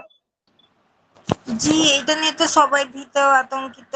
এইটা তো এক ধরনের ট্রমা অনেক মানুষের মধ্যেই হয়ে গেছে। বিশেষ করে হচ্ছে যারা ছেলে মেয়েকে হারাইছে তাদের ভিতরে তো ট্রমা আরো বেশি বেড়ে গেছে। এক্স্যাক্টলি, আমি একেবারে আপনার সাথে একমত পোষণ করছি। আমার একজন ক্লায়েন্ট বলছিল যে ওর ঘুমের মধ্যে শুধু ওই যে কাটা রক্ত ব্লিডিং হওয়ার ছবি দেখে। So, আমি যে সরি, এটা জাস্ট একটা কেস এক্সাম্পল যে আমি ট্রমা নিয়ে কাজ করি কিছুদিন যাবত। সো উনি জাস্ট আমার কাছে বলছিলেন যে বারবার বারবার ওই ছবিটা ভেসে আসে, তার ঘা থেকে রক্ত পড়ছে। আর উনি অনেকগুলা ওই যে ছবি দেখেছেন বেসিক্যালি কাটা ঘায়ের, সো ওই ওই ভেতরে গেঁথে গেছে।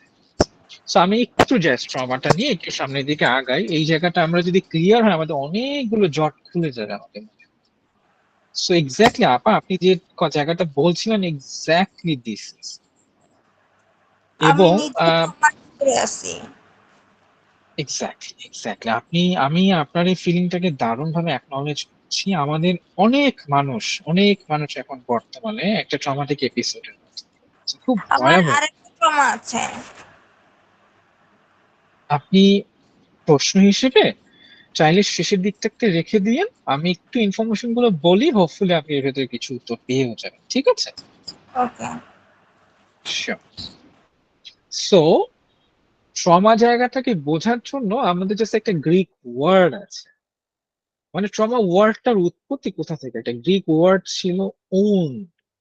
ওন্ড মানেটা কেউ জানেন? হোয়াট, বাংলা মিনিং কি, বাংলা অর্থ ওন্ডের ক্ষত কেউ জানে? একটু বলবেন ক্ষত প্লিজ আবার। Yes, you are very right, thank you. ক্ষত। এবং এই ক্ষতটা কোথায়? মনের মধ্যে। যেমন মনে আমি নিজে একটা ছবি দেখে খুব খারাপ লাগছিল, একদম হাতটা কেটে ঝুলে গেছে। So, ওই ক্ষতটা তো শরীরে হলে দেখা যায় যে শরীরে খেটে গেছে, কিন্তু আমাদের ঘাগুলো যখন মনের ভেতর ঢুকে, একদম গভীর একটা ক্ষত হয়ে গেছে। এবং এখন এইটা আমার ভেতরটাতে, আমার শরীরে, আমার মনটাকে পুরো আচ্ছন্ন করে দিচ্ছে।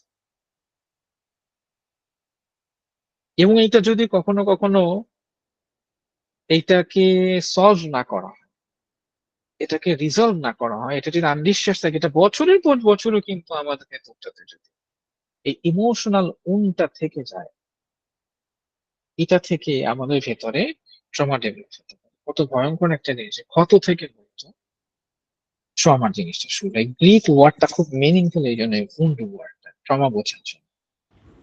সো ট্রমাটাকে বোঝার জন্য খুব সিম্পলি আমি জাস্ট একটু কিছু ওয়ার্ড দিয়ে এটাকে মিনিংফুল করার চেষ্টা করেছি। যে একটা এক্সট্রিমলি ডিস্ট্রেসিং এক্সপিরিয়েন্স থাকবে, দ্যাট কজেস সিভিয়ার ইমোশনাল শক, মানে মানুষটা খুব মর্মাহত হয়। যেমন আমি দেখছিলাম, আসলে এটা তো আসতেছিল পেপার পত্রিকায় প্রত্যেকদিন, প্রথম আলো পত্রিকা যখন আমাদের পুরো শহর লকডাউন বন্ধ হয়ে গেল, কারফিউ হলো, প্রত্যেকদিন আমি পত্রিকার জন্য অপেক্ষায় থাকতাম, দেখতাম আর উল্টাতাম যে প্রথম দিন 7 জন না কয়জন, তারপরের দিন 40 জন, তারপরের দিন কতজন, এভাবে করতে করতে 174 ছুঁইছে মৃত্যু। আসলে মৃত্যুর খবরগুলি খুব ভালো লাগছিল না। এবং যে আর্তনাদ, ভয়, ওয়ারি, অস্বস্তি, এই যে একটা ডিস্ট্রেসিং এক্সপিরিয়েন্স, এবং আসলে ওই মোমেন্টটাতে যারা ওই সিচুয়েশনটাতে ছিল, যারা ফায়ার হতে দেখেছে, যারা গুলি খেয়েছে অথবা দেখেছে, এই মানুষগুলো যে কি সাইকোলজিক্যাল অবস্থা হয়েছে, এটা ওনাদের সাথে আহ না কথা বললে বোঝা যায়। আর যে মানুষটা আসলে ফিয়ারফুল সিচুয়েশনের ভেতরে পড়েছেন, সেই একমাত্র বুঝতে পারবে যে ওইটা এম্প্যাথাইজ করা বা ওইটাকে অনুভূতির মধ্যে দিয়ে যাওয়া কতটা কষ্ট। আমরা মাত্র আবু সাইদকে দেখছিলাম যে সে হতে পারে আক্রান্ত হচ্ছে, মারা গেল, কিন্তু আবু সাইদ সে নিজে যদি বেঁচে থাকে, সে জানতো যে এটা ভয়াবহ তার জীবনের কথা, রিয়াকশন।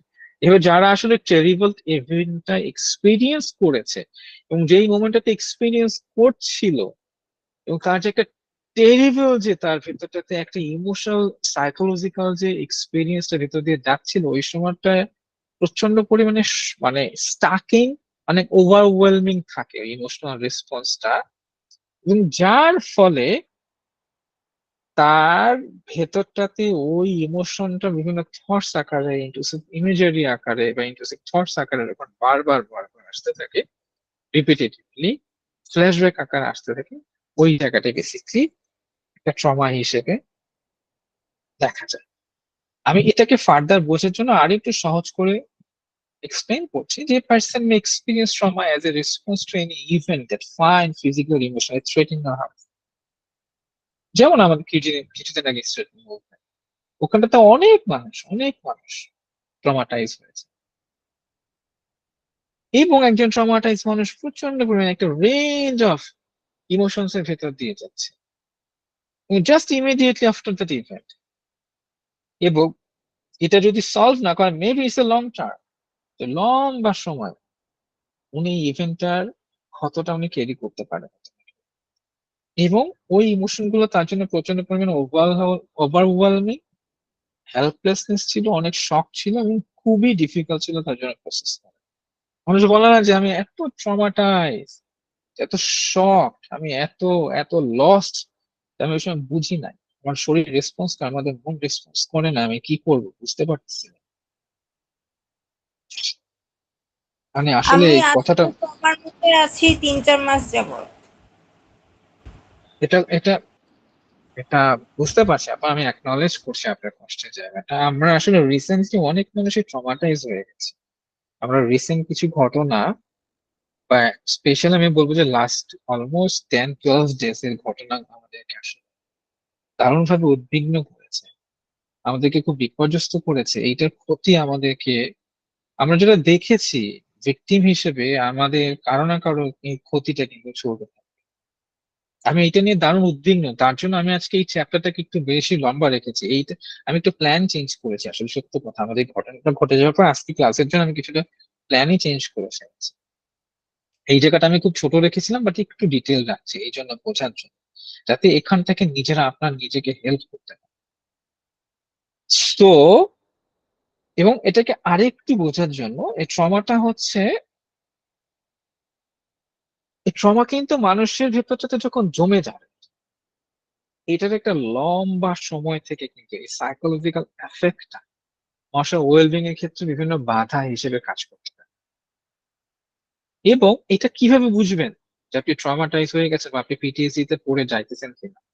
যখন দেখবেন যে এই আজ ঘটনাটা ঘটে গেল বা 2 সপ্তাহ আগে ঘটনা ঘটে গেছে, এটা 1 মাস পরে যদি ভুলে যান, যদি মনে হয় যে না এটা আমার মনে আর আসতেছে না, আমার কোনো ছবি মনে আসতেছে না, বা আমার কোনো ফাংশনাল জায়গাতে আমার ক্ষতি করতেছে না, আমার কোনো কষ্ট হচ্ছে না, একটু খারাপ লাগতেছে না, আমার স্লিপ সুপার পারফেক্ট, আমি ফুললি ফাংশনাল একটা লাইফ লিভ করতে পারতেছি, আর কোনোই কষ্ট হচ্ছে না, আমি পুরোপুরি আমার সব সোশ্যাল রিলেশনশিপ মেনটেন করতে পারতেছি, আমার হাই ফাংশনিং একটা লাইফ আছে, এবং লাইফে ছোটখাটো স্ট্রেস খুব মানিয়ে সামনের দিকে এগিয়ে যেতে পারছি, তাহলে ইজ ওকে।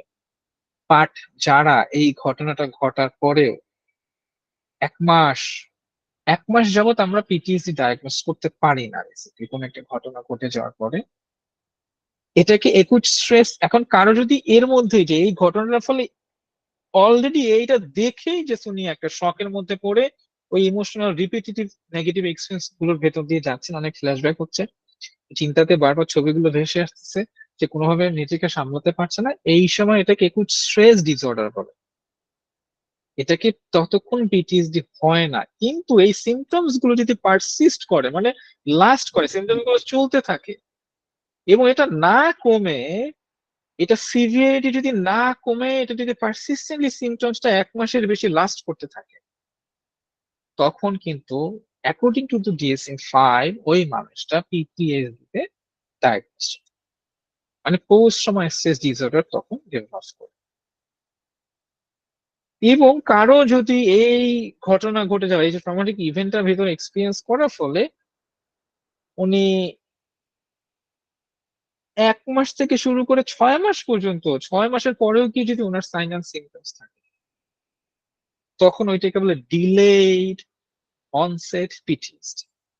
যে তার ভেতরটাতে ঘটনা ঘটে গেছে, 6 মাস পার হয়ে গেছে, এখনো স্টিল সেই সিমটমস এর ভেতর দিয়ে যদি যায়, তখন ওটাকে ডিলেড অনসেট পিটিএসডি।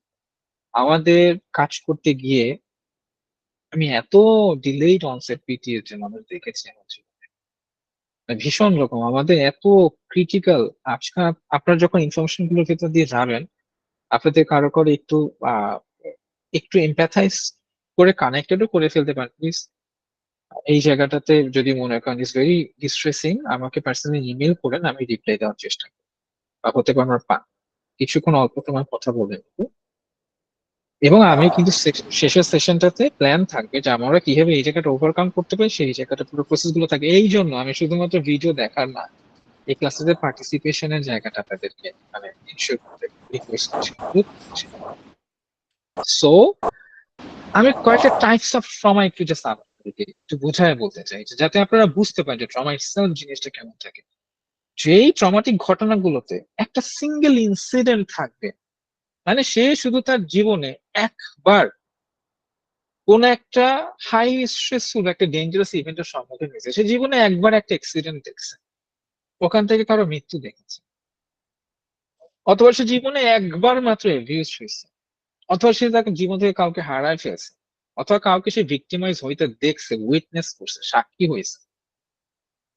এটা যদি তার লাইফে একবার, শুধুমাত্র একবার দেখে, আর কখনো যদি না দেখে, অথবা সরি আমি খুব বাজে একটা এক্সাম্পল বলি, যেমন যেমন একবার রেপ হয়েছে,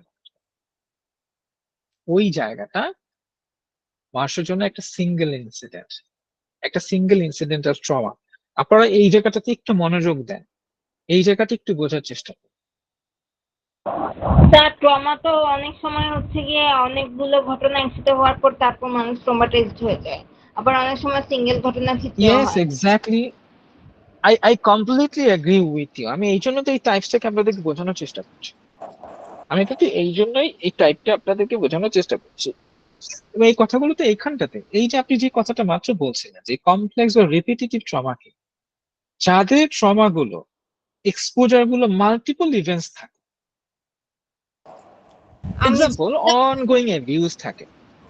আমি যে বললাম আমার ট্রমা আছে, এটা তো অনেকগুলো ঘটনার পর এরকম হয়ে গেছে আমি নিজে নিজে।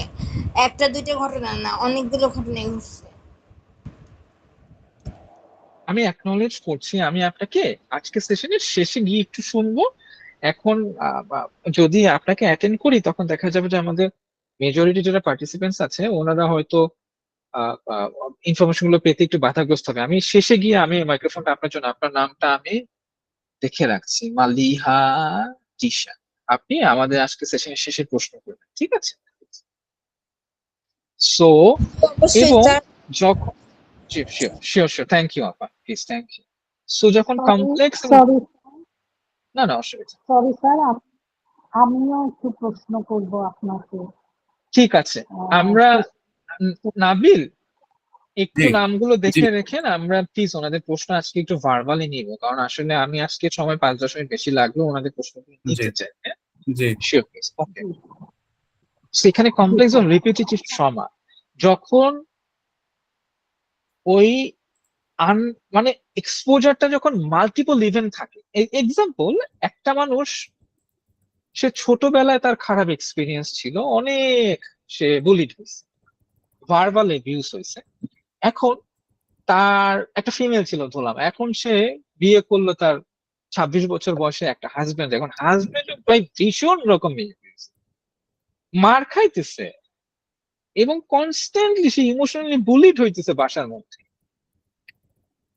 এই মানুষটার সময় তো খুব রিপিটিটিভ, এ তো অনেকগুলো ইভেন্ট।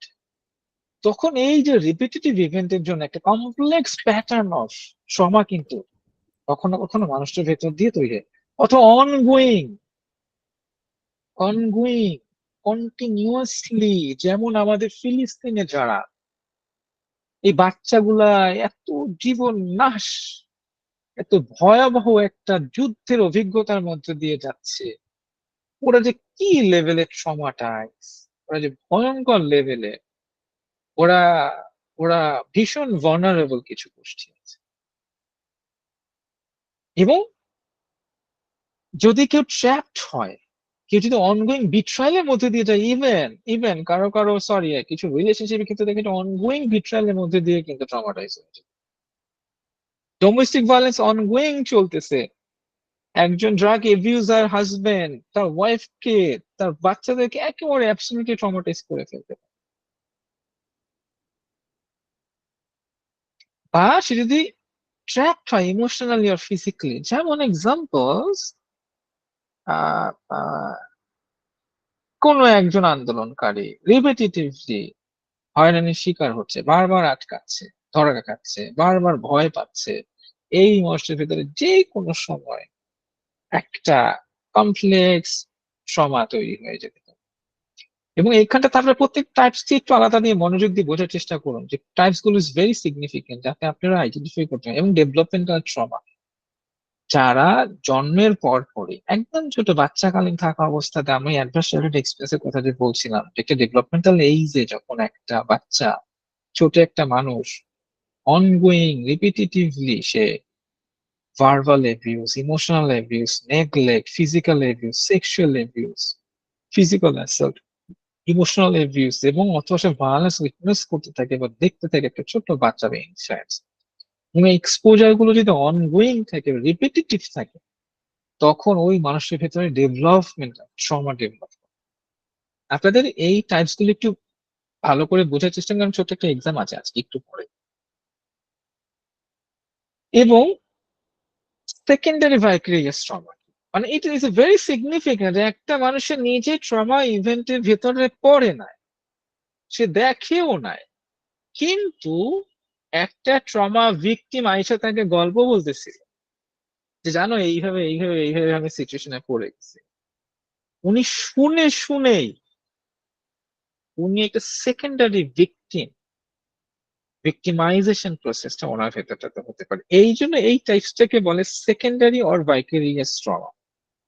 আমাদের অনেক স্বাস্থ্য পেশাজীবী যারা আছে, এবারের ঘটনার ফলে আমি পড়ছিলাম পত্রিকাতে যে উত্তরা বা ওই অত্র এলাকাতে হসপিটাল গুলো is not ready to take these types of injured patient. ওরা এইরকম এত রক্তাক্ত এত ক্ষতবিক্ষত লাশ বা এতগুলা বডির সাথে ওরা নিতে পারতেছিল না ডক্টর। ওরা অভ্যস্ত, ওরা সামলাতে হিমশিম খাচ্ছিল যে এত ইনজুর্ড মানুষ আসতেছে কনস্ট্যান্টলি। এই যে মানুষগুলো যারা দেখছে ওরা কিন্তু ওই সিচুয়েশনটাতে ছিল না, বাট ওরা সেকেন্ডারি ভিকটিমকে ট্রিটমেন্ট করতেছে, অথবা এইটা কাউকে কেউ শুনতেছে, এটা শুনে যারা ট্রমাটাইজ হইতেছে, তারা তারা সরাসরি উইটনেস করতেছে না, বাট কারোর কাছ থেকে শুনে যখন ট্রমাটাইজ হয় ওইটাকে সেকেন্ডারি বা ভাইকারিয়াস ট্রমা। এইখানটাতে আমাদের যারা মেন্টাল হেলথ সার্ভিস প্রোভাইডার আছে আমাদের জন্য একটা বড় জায়গা আছে, যে আমরা কখনো কখনো যারা নিজেরা রেডি না ট্রমা শোনার জন্য, এই মেন্টাল সার্ভিস প্রোভাইডাররা ট্রমা শুনে শুনে ওরা সেকেন্ডারি ভিকটিম হিসেবে অথবা ওরা ভাইকারিয়াস ট্রমার সম্মুখীন। এবং সব থেকে আরেকটা দুঃখজনক প্যাটার্ন যেটা আমাদের দেশে প্রচন্ড কমন, ইন্টারজেনারেশনাল ট্রমা প্যাটার্নটা ট্রান্সমিটেড হয়ে নেক্সট জেনারেশনে যখন সেম লেভেল অফ ট্রমাটা ক্যারি করতে থাকে, ওই জায়গাটা ইন্টারজেনারেশনাল ট্রমা। এক্সাম্পল, আমি অনেক আগে হয়তো প্রথম ক্লাসে বলছিলাম যে দাদারে দাদা বাপেরে পিটাইতো বেত দিয়ে, পাশের কঞ্চি কাঁচা কঞ্চি দিয়ে যখন বাবার পিঠে বাড়ি মারতো পুরো ফিনকি দিয়ে রক্ত বের হইতো। এখন বাবা তার ছেলে যখন জন্মগ্রহণ করছে, এখন ওই ছেলের বাবা এখন পিঠায় বড় মোটা বেত দিয়ে, এবং ওই পিঠায় ঠিক ফিনকি দিয়ে পিঠ থেকে রক্ত বের, এবং জুতা দিয়ে বাড়ি মেরে মায়ের হাতের হাড় ভেঙে ফেলে, ছেলের হাতের নখের আঙুল মাথা কেটে দেয়। এই যে এক্সপিরিয়েন্স গুলো সে যখন একজন বাবা রিসিভ করে বা একজন মা রিসিভ করে, সে যখন আবার তার সন্তানের মধ্যে যদি সেম প্যাটার্নটাকে পাস অন করে দেয়, সে যদি তার সন্তানকে সেম ওয়েতে পানিশ করে মারতে থাকে, যেমন আমাদের প্রচন্ড কমন দেখা গেছে, প্রচন্ড কমন যে সারা জীবন মা সে নানা বা নানির কাছে অথবা দাদা বা দাদির কাছে মার খাইছে, ওই মা বা ওই বাবা ওরা তার সন্তানকে সেই ওয়েতে যখন মারতে থাকে, ওরা নিজেরা ফিজিক্যালি অ্যাবিউজ হিসেবে ওরা নিজেদের ট্রমাটা ওরা প্রসেস করতে পারে না, ওই আনপ্রসেস বা আনরিজলভ ট্রমাটা ওরা যখন নেক্সট জেনারেশনে পাস অন করে দেয়, এই যে একটা জেনারেশনাল ট্রান্সমিটেড হয় সেম নেগেটিভ বিহেভিয়ারটা, এটাকে ইন্টারজেনারেশনাল ট্রমা বলে। আমি জিনিসটাকে খুব সহজ করে বোঝানোর চেষ্টা করছি এক্সাম্পল। আপনারা বুঝেছেন কিনা এই যে টাইপস গুলো ছিল, এই যে 5টা টাইপস বুঝেছেন? Yes or no, just simply. জি বুঝেছি। থ্যাংক ইউ আপা। শিওর। সো এবার আপনাদের জন্য ছোট্ট একটা এক্সাম আছে, এই জাস্ট আমাকে একটু উত্তর করতে হবে। আমি এখানটাতে একটা কেস এক্সাম্পল লিখেছি যে এই ট্রমাটা কোন টাইপসের।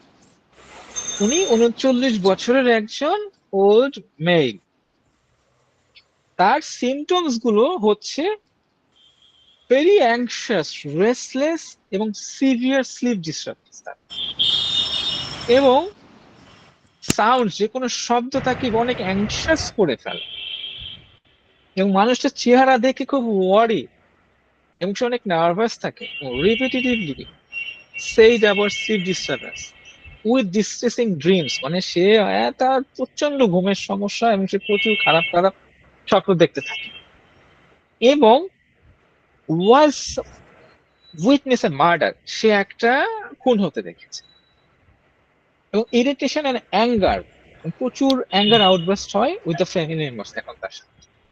একটু এই কেসটা শুনে আপনার কাছে একটু বলতে পারবেন আমাকে এইটা কোন ধরনের ট্রমা বলেন তো? একটু আগে যে আমি বলছিলাম কোন টাইপসের?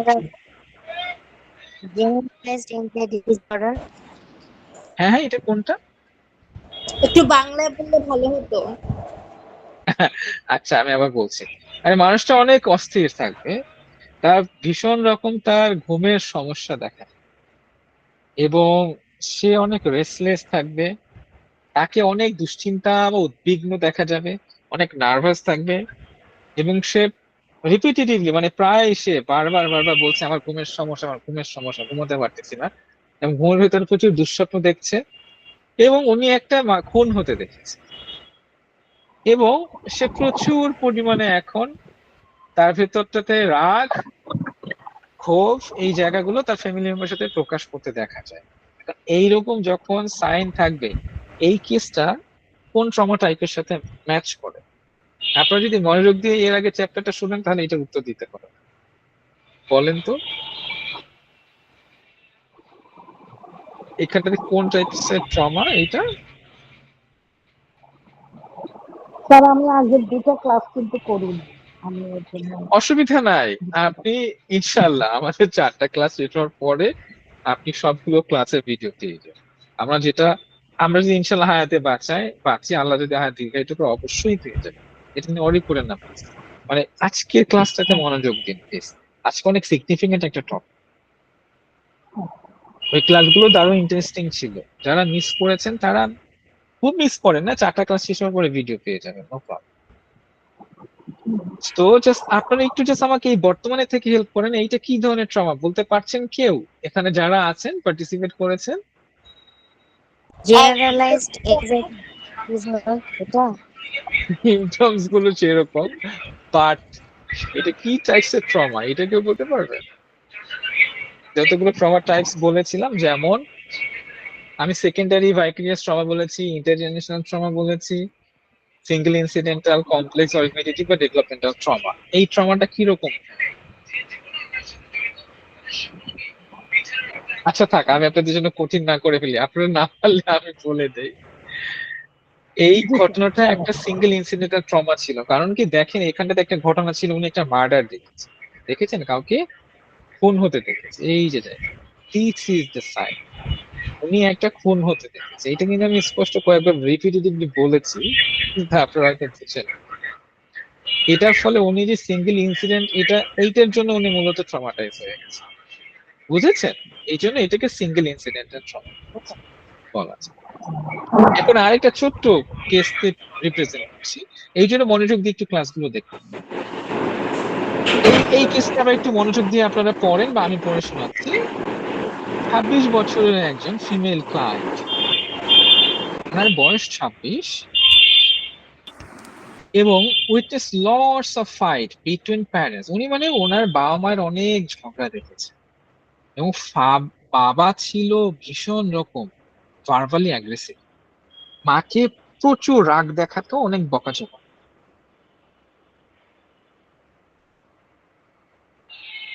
এবং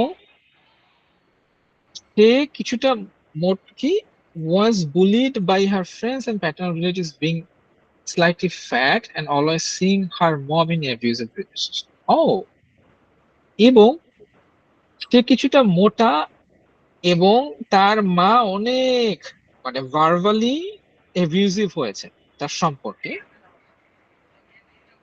এবং cheated by her boyfriend 3 years ago, তার বয়ফ্রেন্ড দ্বারা 3 বছর আগে সে চিটেড হয়েছে।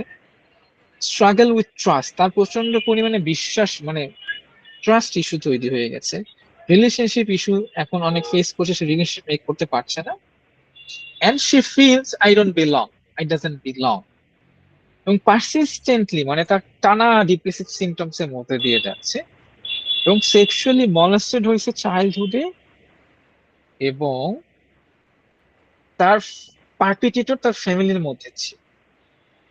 বলেন তো এই কেসটা কিসের এক্সাম্পল? 26 বছরের একটা ক্লায়েন্টের ভেতরে অনেকগুলো সাইন আর সিমটমস দেখা যাচ্ছে। এটা কোন টাইপসের ট্রমা বলতে পারবেন?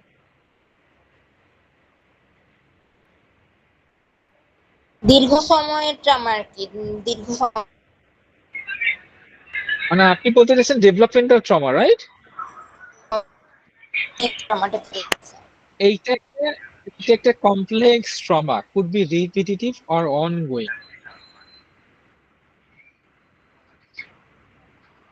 আছে, সে নিজে ট্রমাটাইজ হইছে, মাকে ট্রমাটাইজ হইতে দেখছে, এখনো ট্রমা চলতেছে, বুলিড হইতেছে, সেক্সুয়ালি মলেস্টেড হইছে, মানে এতগুলো কমপ্লেক্স রিপিটিটিভ ঘটনা বা এখনো চলতেছে তার সাথে ট্রমা, বিভিন্ন রকম ঘটনা, যার জন্য এই ট্রমা টাইপসটা একটা কমপ্লেক্স ট্রমা, যেটা রিপিটিটিভ এবং স্টিল এখনো অনগোয়িং। বোঝা গেছে যে একটি মানুষ কি কিভাবে সে ট্রমাটাইজ হতে পারে? সো আমাদের ট্রমা নিয়ে কতগুলো মিথ বা মিসকনসেপশনস আছে, যেই জায়গাটা অবশ্যই অবশ্যই আমাদের ক্লারিফাই হওয়া উচিত। আমার সব থেকে বড় যে মিসকনসেপশনসটা থাকে যে trauma is a life sentence, এই জায়গাটা একটা মিথ্যা কথা, একেবারে ডাহা মিথ্যা কথা। আমি খুব একেবারে এটা একেবারে মিথ্যা কথা। কিন্তু এইটা কারো কারোর জন্য সত্য কি জন্য জানেন? যেই মানুষটা বলবো আমার লাইফে ট্রমা ঘটছে এমনি এমনি চলে যাবে, হ্যাঁ সময় পুরো জায়গাটাকে ভ্যানিশ করে ফেলবে একদম, time will hill everything,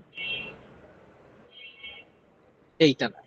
basically trauma এটা এমন একটা জিনিস, এটা যদি সাপ্রেস না করে কেউ, যদি এটাকে ওয়ার্ক করে এবং ট্রমাটাকে সে যদি ডিসচার্জ আনডিসচার্জ গুলোকে নিয়ে যদি কাজ করে, প্রসেস করে, বা যে এভিডেন্স বেসড যে থেরাপি গুলো আছে এগুলো যদি করে, সে ট্রমা একেবারে ভালো হয়ে যায়। তখন ওই ট্রমাটা তার জন্য একটা দীর্ঘ জীবন মেয়াদী একটা বাক্য না তার জন্য। মানে ট্রমা লাইফ সেন্টেন্স মিন্স এরকম যে আমি সারা ট্রমাটা আমার সারা জীবন থাকবে আমার ভেতরে, এটা একেবারে মিথ্যা।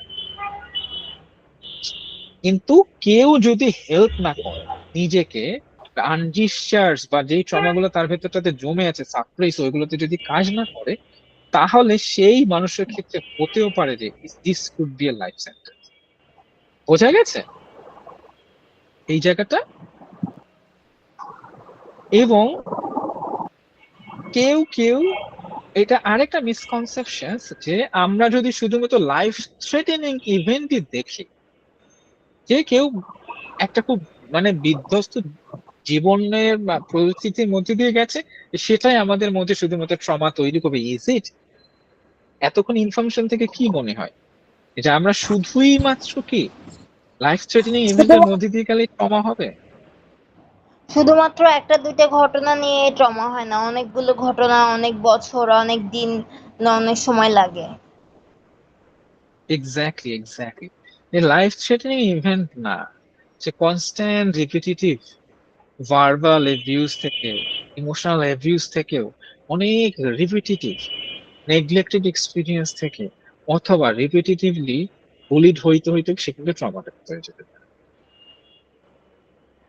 এবং আরেকটা মিসকনসেপশন এইখানটাতে আছে, আরেকটা ভুল মিথ, যে মানুষটা যদি খুব স্ট্রং হয়, he or she can make it through by or himself. মানে সে যদি খুব স্ট্রং হয় তাহলে সে এটা ভেতর দিয়ে যেতে পারবে, সমস্যা নাই। এরকম অনেক স্ট্রঙ্গার মানুষ দেখেছি, হাইলি ইন্টেলেক্ট, অনেক বড় পজিশনে ছিল, বা সে যখন ট্রমাটাইজ হয়েছে ফুললি ভালনারেবল হয়ে গেছে, তার ইন্টার ফাংশনাল ক্যাপাসিটি হারিয়ে ফেলেছে, ইন্টায়ারলি তার পুরা ফাংশনাল ইম্পেয়ারমেন্ট হয়েছে, সম্পর্ক ভেঙে গেছে। এটাও আরেকটা মিথ্যা কথা। মানে শুধুমাত্র স্ট্রেংথ দিয়ে ট্রমার ইন্টেন্সিটি ওভারকাম করা যায় না, বাট স্ট্রেংথ ইটসেলফ দরকার, অনেক প্রোটেক্টিভ ফ্যাক্টরস দরকার, বাট শুধুমাত্র স্ট্রং হইলেই সে ট্রমা হ্যান্ডেল করতে পারবে, এটাও কিন্তু একটা misconception. Trauma happens at home, মানে ট্রমা কি শুধু ঘরেই ঘটে? না, সরি ট্রমা স্যার। আসলে যে কোনো জায়গাতে ঘটতে পারে। সরি, আমি একটু পরে মাইকটাকে অন করে দিব, জাস্ট আর 2-3 মিনিট, আমি জাস্ট আর 3-4 মিনিটের মধ্যে শেষ করে দেবো আমাদের আজকে। This is the almost last slide আজকে। সো এরপরে আমরা মাইক্রোফোন অন করে দিব। যে ট্রমা কি শুধুমাত্র ঘরেই ঘটে? না, ট্রমাটা ঘরে হতে পারে, বাইরে হতে পারে, বিভিন্ন রকম এক্সটার্নাল সিচুয়েশন থেকে হতে পারে, বিভিন্ন রকম ট্র্যাপ সিচুয়েশন হতে পারে, বিভিন্ন রকম ডিফিকাল্ট সিচুয়েশন থেকে হতে পারে। এবং time will heal my pain, শুধুমাত্র সময় বছরের পর বছর ওয়েট করলে ট্রমাটা হিল হয়ে যাবে, এটা আরেকটা মিসকনসেপশন। আসলে সময় এমন একটা ম্যাটেরিয়ালস, এটাকে যদি কাজ না করা হয়, এটা ইউজুয়ালি ক্ষতটা ভেতরে রয়ে যায়, এবং এটা এত বেশি একটা হিউজ অ্যামাউন্ট অফ ডিস্ট্রেস মানুষটা ক্যারি করতে থাকে লাইফ লং, দিলেই বিভিন্ন রকম অনসেট পিটিএসডির লক্ষণ নিয়ে নিয়ে সে তার জীবনটা যাপন করতে থাকে। যেমন একটা ছোট্ট করে একটা ছোট্ট সাকসেসফুল কেস এক্সাম্পল এখানটাতে, একটা মানুষ অনেকগুলো সেশন করেছে, সে যখন ট্রমাটা হিল হয়ে যায় তার ভেতর থেকে, সে বলতেছিল ইটস ফিল লাইক আমার ভেতরটাতে এখন এমন লাগতেছে একটা নিউবর্ন বেবি একটা নতুন বাচ্চা নতুন করে পুনর্জন্ম করলে তার যেরকম ভেতরে একটা আরাম লাগে, কমফোর্ট লাগে, খুব হাসি উচ্ছ্বাস আনন্দ সে অনুভব করতে পারে, সেটা তার ট্রমাটা ওভারকাম হয়ে যাওয়ার পর বা এন্টার লাইফে পুরো ট্রমা ম্যাপটা ক্লিন হয়ে যাওয়ার পর সে ফিল লাইক এখন সে অনেক ভালো ফিল করছে, এটা অনেক বাচ্চাদের মতো সে আনন্দিত অনুভব করছে এবং ভেতরটা অনেক হালকা লাগছে, ক্লিন হয়ে গেছে। আসলে ট্রমা হিলিং এর আনন্দটা অনেক রিলিভিং, ভীষণ শান্তির ভেতরকার।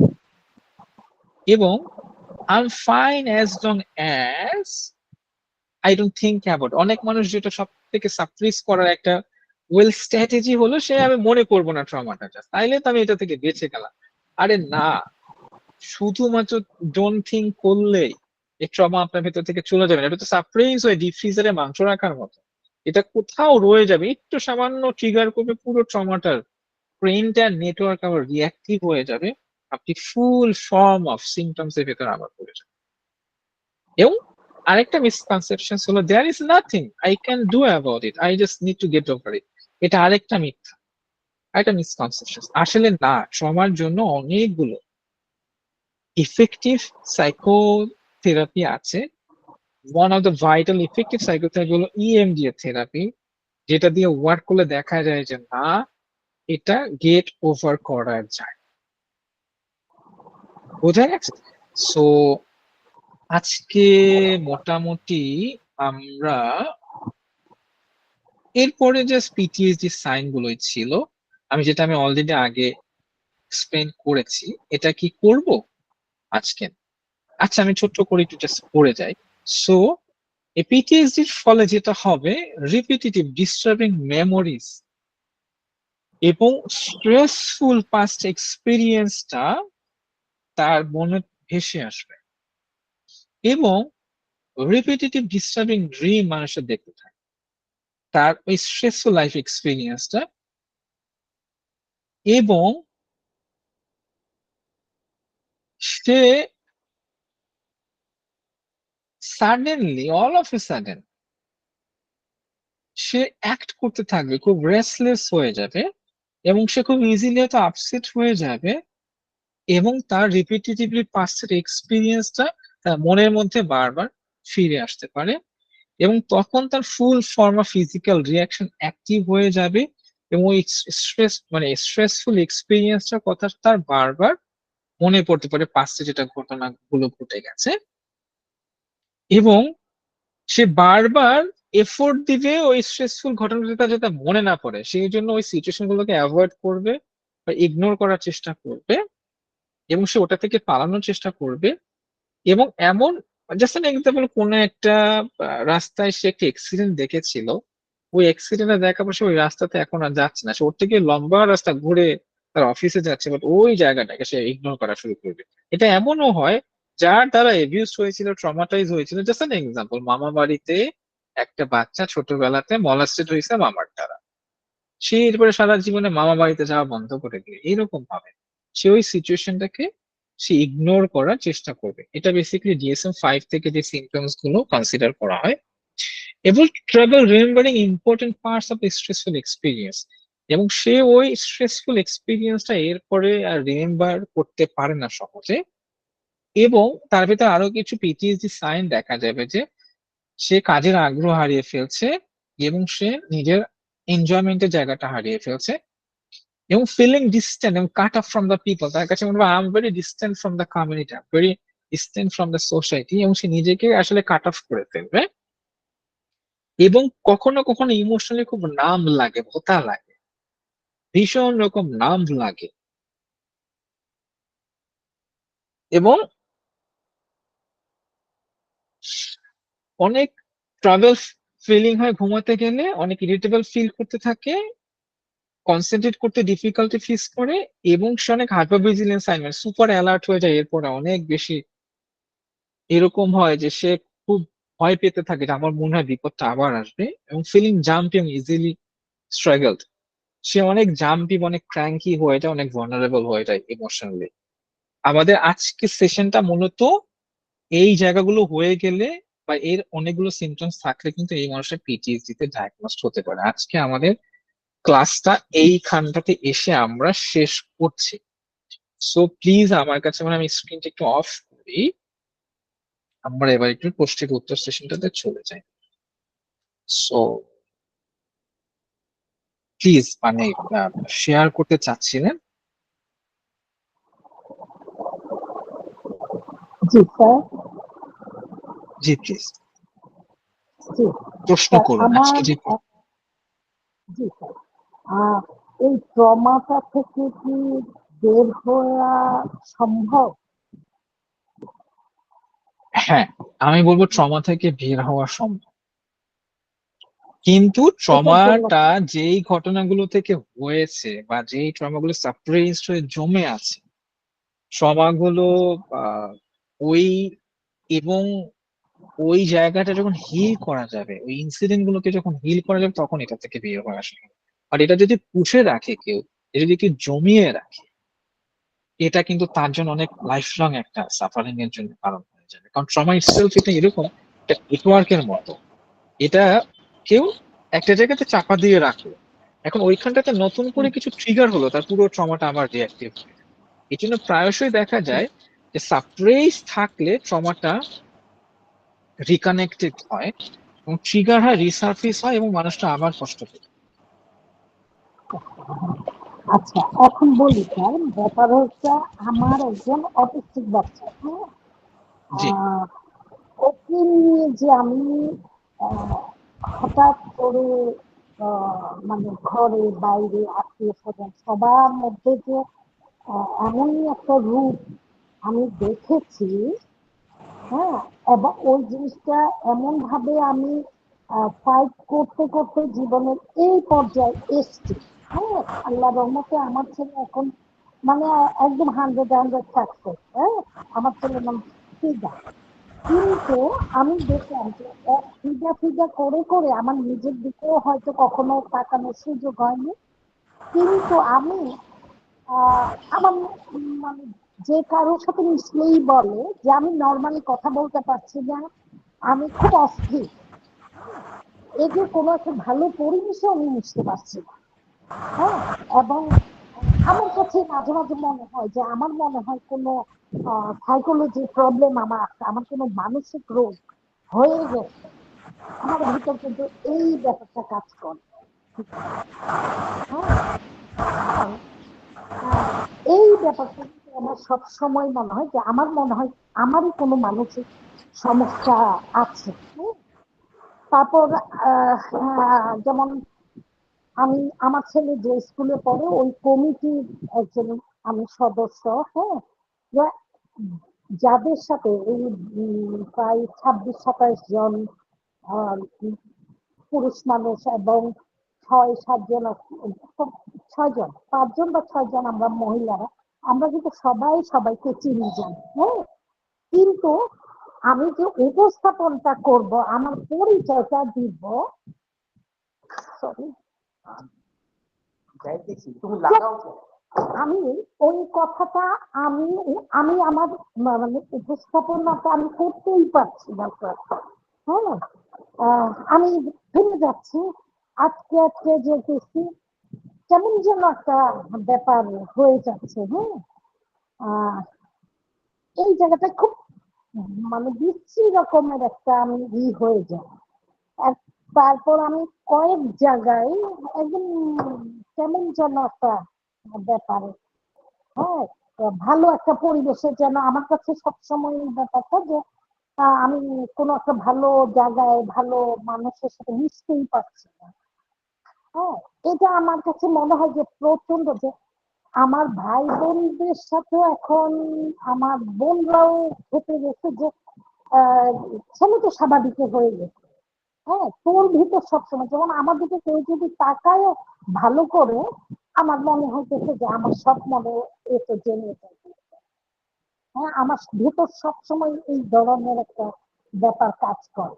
এখন এই জায়গা থেকে কি বের হওয়া যাবে, বা আসলে কি আমার কোনো মানসিক সমস্যা আছে, আমি আমি নিজেও বুঝতে পারি না স্যার। আমি আমি একটা জায়গা অ্যাকনলেজ করছি আগে, আপনি অনেক কষ্ট পেয়েছেন আসলে, আপনি এত কাছের মানুষ, পরিবারের মানুষ, কমিউনিটির মানুষ থেকে এত নেগেটিভ কথা শুনেছেন যেটা আপনাকে মনে সাথে সাথে অনেক কষ্ট দিয়েছে। সবার আগে যে সব থেকে বড় কষ্টটা হচ্ছে আপনি গুড প্রোটেক্টিভ ফিগার্স বা গুড সাপোর্টিভ ফিগার যাদের হওয়ার কথা ছিল পরিবার থেকে, তাদের দ্বারাও আপনি সাপোর্ট পান, যেটা আপনার মানে একেবারেই অনেক বড় পাইনি। অনেক বড় একটা কষ্ট হচ্ছে এবং হ্যাঁ, আপনি কিন্তু খুবই এখন যে আমি এই জায়গাটা থেকে কি আমাকে স্বাভাবিক আমি কি এবং হতে পারবো বলে মনে হয়? আমি একটু বলি জাস্ট আপনার প্রশ্নটার জন্য, এবং আপনার এতগুলো নেগেটিভ এক্সপিরিয়েন্সের ভেতর দিয়ে গেছেন, ইটস ফিল লাইক আপনার ভেতরটাতে কিছু ফিচার্স এবং কিছু কমপ্লেক্স ফিচার্স ডেভেলপ হয়েছে সাইকোলজিক্যালি। এবং সব থেকে বড় যে জায়গাটা, আপনার দারুণ রকম কারেজ, কনফিডেন্সটা ভেঙে পড়েছে এতগুলো ফিয়ারফুল নেগেটিভ এক্সপিরিয়েন্সের ভেতর দিয়ে যাওয়ার ফলে। আর এত কমিউনিটি লেস সাপোর্ট পাওয়ার জন্য আপনার ভেতরে আত্মবিশ্বাসটা অনেক দুর্বল হয়ে গেছে, এবং আপনি নিজের প্রোটেক্টিভ ফিগারসটা না থাকা একটা বড় কষ্টের জায়গা, এবং নিজের ক্যাপাসিটি কিছুটা কমে যাওয়ার ফলে এখন আপনি নিজে নিজেকে অনেক ডাউট করছেন, নিজের ক্যাপাসিটিটাকে ডাউট করছেন। আমি এভাবে আসলে এত অল্পটুকু জেনেই বলছি না যে আপনি একেবারে এই রোগটাতে আক্রান্ত, বাট কিছু কষ্ট আপনার ভেতরে আছে যেটা স্ক্যাটার্ড কিছু হ্যাঁ, ফিচার ইন্ডিকেট করছে, বা আপনি হতে পারে যে একেবারে স্পেসিফিক কোনো ডিসঅর্ডারে আক্রান্ত না হলেও কিছু স্ক্যাটার্ড ফিচার্স কিন্তু আপনার মধ্যে দেখা যাচ্ছে, বা আপনার ভেতরে কষ্টটা এত ইন্টেন্স, ওই জায়গা থেকে এটা ইন্ডিকেশন পাওয়া যাচ্ছে যে আপনার ভিতরে কোনো না কোনো একটা দীর্ঘমেয়াদী কষ্ট কিন্তু ছিল। মোস্টলি মনে হয় যে আপনি কিছুটা কমপ্লেক্স একটা ইমোশনাল ট্রমার ভিতর দিয়ে যাচ্ছেন, যেটা অনেক লম্বা সময়। এই জন্য আপনার ট্রাস্ট ওয়ার্দিনেস একটু কমে যেতে পারে, কিন্তু মানুষের উপরে মানুষের কম বিশ্বাস হতে পারে। এই জায়গাগুলো কিন্তু আপনার মধ্যে কাজ করতে পারে। এবং আমি এবার বলি ফ্যাকচুয়াল ইন্টারভেনশনের জায়গাটাতে এই ট্রমা গুলো ওভারকাম করা যায়, কিন্তু এইটার জন্য আপনি কোথায় যাবেন আমি এখানে একটু বুঝি আপনাকে। যারা সাইকোট্রমাটোলজি নিয়ে ডিপলি নলেজেবল, যাদের নলেজ আছে, যারা লম্বা সময় থেকে ট্রমা থেরাপি করে, বা এরকম ডিফিকাল্ট লাইফ সিচুয়েশন নিয়ে যারা কাজ করতে এরকম এক্সপিরিয়েন্স কোনো সাইকোলজিস্টের কাছে গেলে উনি আপনার এন্টায়ার লাইফে পুরো ম্যাপিং করবে, ট্রমা ট্রমা ম্যাপিং করে ভাইটাল যে বড় বড় ট্রমা গুলো আছে ওগুলোকে হিল করে দেয়। আর হিল হয়ে গেলে না, ওই যে বড় বড় ঘা যদি থাকে ওগুলো যদি শুকায় যায়, এবার একটু আরাম লাগে না ভেতর থেকে? একদম মানুষের জুতার মধ্যে যদি ঘা নিয়ে ঘোরে লাইফে, সে কি খুব ইজিলি হাঁটতে পারবে, দৌড়াতে পারবে? আর ঘাগুলো শুকিয়ে গেলে কি না, খুব হাঁটতে আরাম লাগবে না? আরাম লাগে। জি, বোঝা গেছে? ঠিক সেম জিনিসটা মনের জি, ভেতরে বড় বড় যে আঘাতগুলোর ভেতর দিয়ে গেছেন, ওই জায়গাটা কমে জি, গেলে তখন আপনার কাছে মনে জি, হবে যে আমি একটু আরাম নিয়ে আমার সামনের জীবনটা সামনের দিকে আগাতে পারছি। পাশাপাশি জি, জি। পারিবারিক যে প্রত্যেকটি ফিগার্স গুলো আছে, সম্পর্কে যে মানুষগুলো আছে, কাছের মানুষগুলো আছে, ওই দৃঢ় কিছু স্ট্রং আর গুড রিলেশনশিপ আপনাকে কিছুটা ভালো ফিল করতে সাহায্য করবে। তার মানে আপনার ক্ষেত্রে ইন্টারভেনশন প্রসেসটা হচ্ছে ট্রমা হিলিং এর মধ্যে দিয়ে আমার কাছে মনে হয় যাওয়া উচিত। At the same time you need to strengthen your relationship in your family. আপনার ফ্যামিলি কিছু গুড রিলেশনশিপ, এই জায়গাটাতে এফোর্ট দিলে আপনি খুব হোলিস্টিকলি কানেক্টেড হয়ে নিজেকে কিছুটা ভালো রাখতে পারবেন, আশাবাদ ব্যক্ত করা যায়। বোঝা গেছে? কিন্তু আপনি একেবারে হোপলেস হবেন না যে আমার এত বড় ট্রমা, এতগুলো ট্রমা, এগুলো কি ঠিক হবে? এটা ঠিক হয়, কিন্তু এরকম ক্ষেত্রে একটা জিনিস সব থেকে বড় যে চ্যালেঞ্জিং, এদের থেরাপি লম্বা সময় যেতে হবে, অনেক এক্সপ্লোর করতে হবে। এবং একটা আপনি আনবিলিভেবল জানেন না, একটা মানুষের ধরলাম 40 বছরের ট্রমা, এইটা কি 1-2 ঘন্টার মধ্যে হিল করা যায়? এটা কেউ পারবে? এরকম কোনো ম্যাজিক্যাল বা মিরাকুলাস ক্যাপাসিটি কারোরই নাই, সে যত সিনিয়র সাইকোলজিস্ট হোক না কেন। কিন্তু ট্রমা হিল হওয়ার একটা প্রসেসের মধ্যে দিয়ে গেলে একটু লম্বা সময় লাগলেও এটা না অনেক ঘাগুলো শুকায় যাওয়ার মধ্যে একটা রিলিফ লাইফ কিন্তু পাওয়া যায়।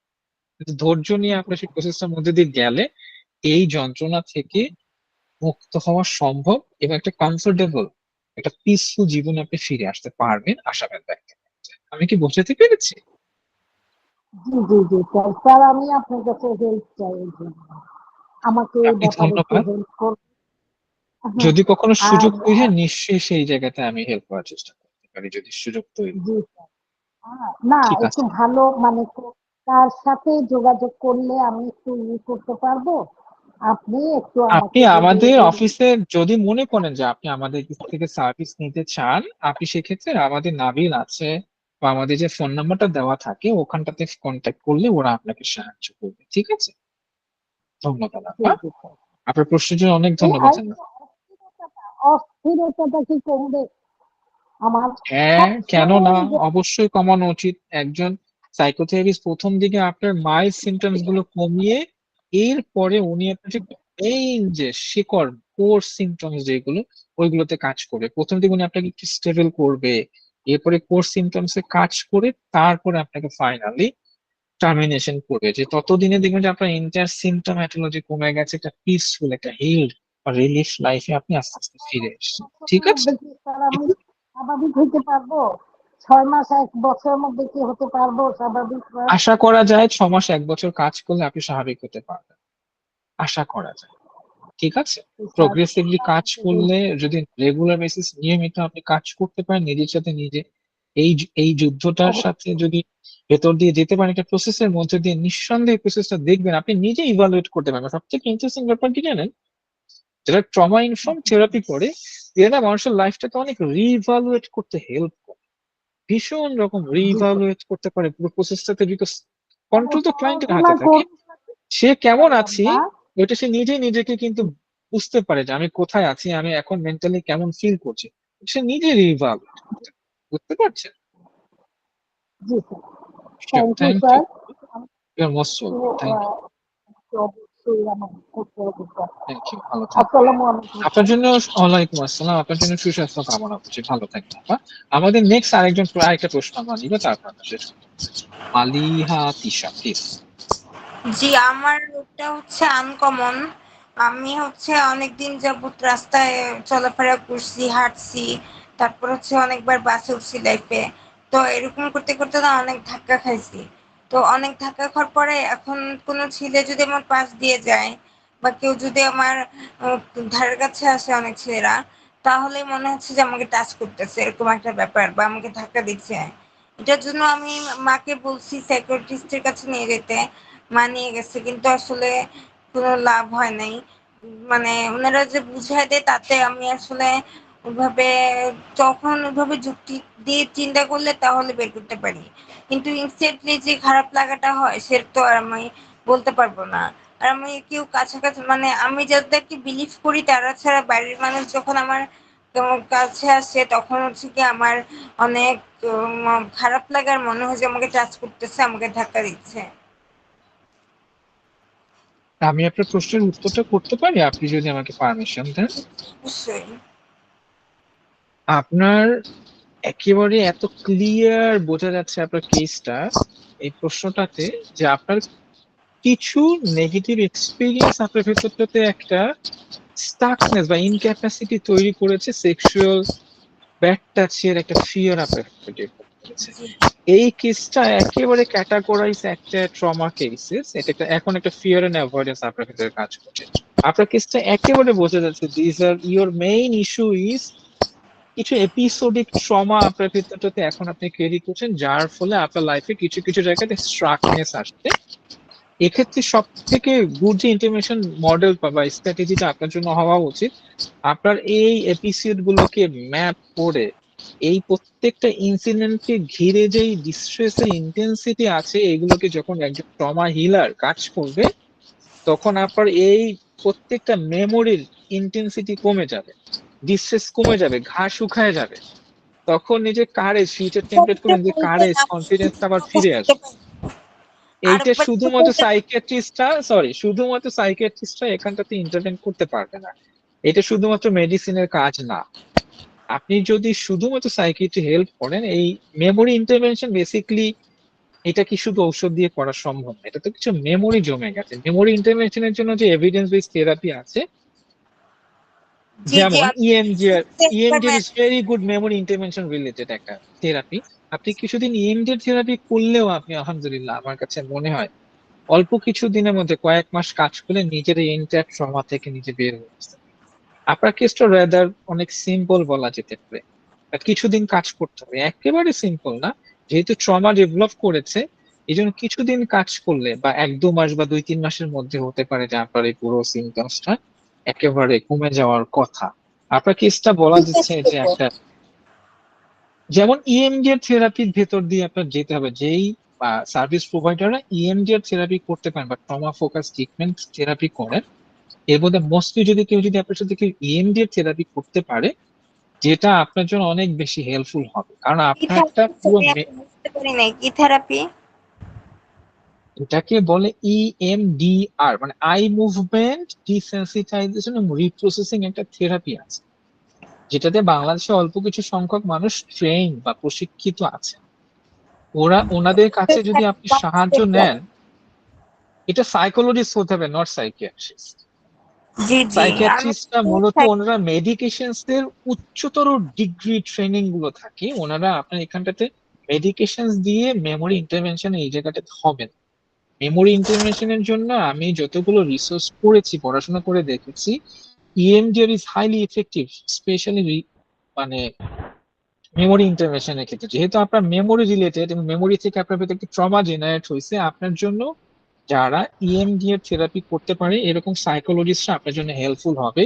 এদের সাথে আপনি কিছুদিন বা কয়েক মাস কাজ করলে আপনার ট্রমার যেই কষ্টটা মন থেকে চলে যাবে, তখন আর আপনার এত ভয় লাগবে না, এত ফিয়ারফুল একটা লাইফ আপনার থাকবে না। একটা অনেকটাই কমফোর্টেবল স্বাচ্ছন্দ্যপূর্ণ একটা সুন্দর জীবনে ফিরে আসতে পারবেন, এটা আশা করা যায়। বুঝেছেন? আমি কিন্তু কাউন্সিলরের কাছে গিয়েছি কিন্তু কোনো লাভ হয় নাই। ওরা বলছে যে যুক্তি দিয়ে চিন্তা করবা যে কোথায় সত্যিটা আপনি নাকি। যেমন, এই জন্যই আমি বলতে চাই আপনার জন্য যেই থেরাপিটা দরকার ছিল ওই থেরাপিটা উনি করতে পারেন।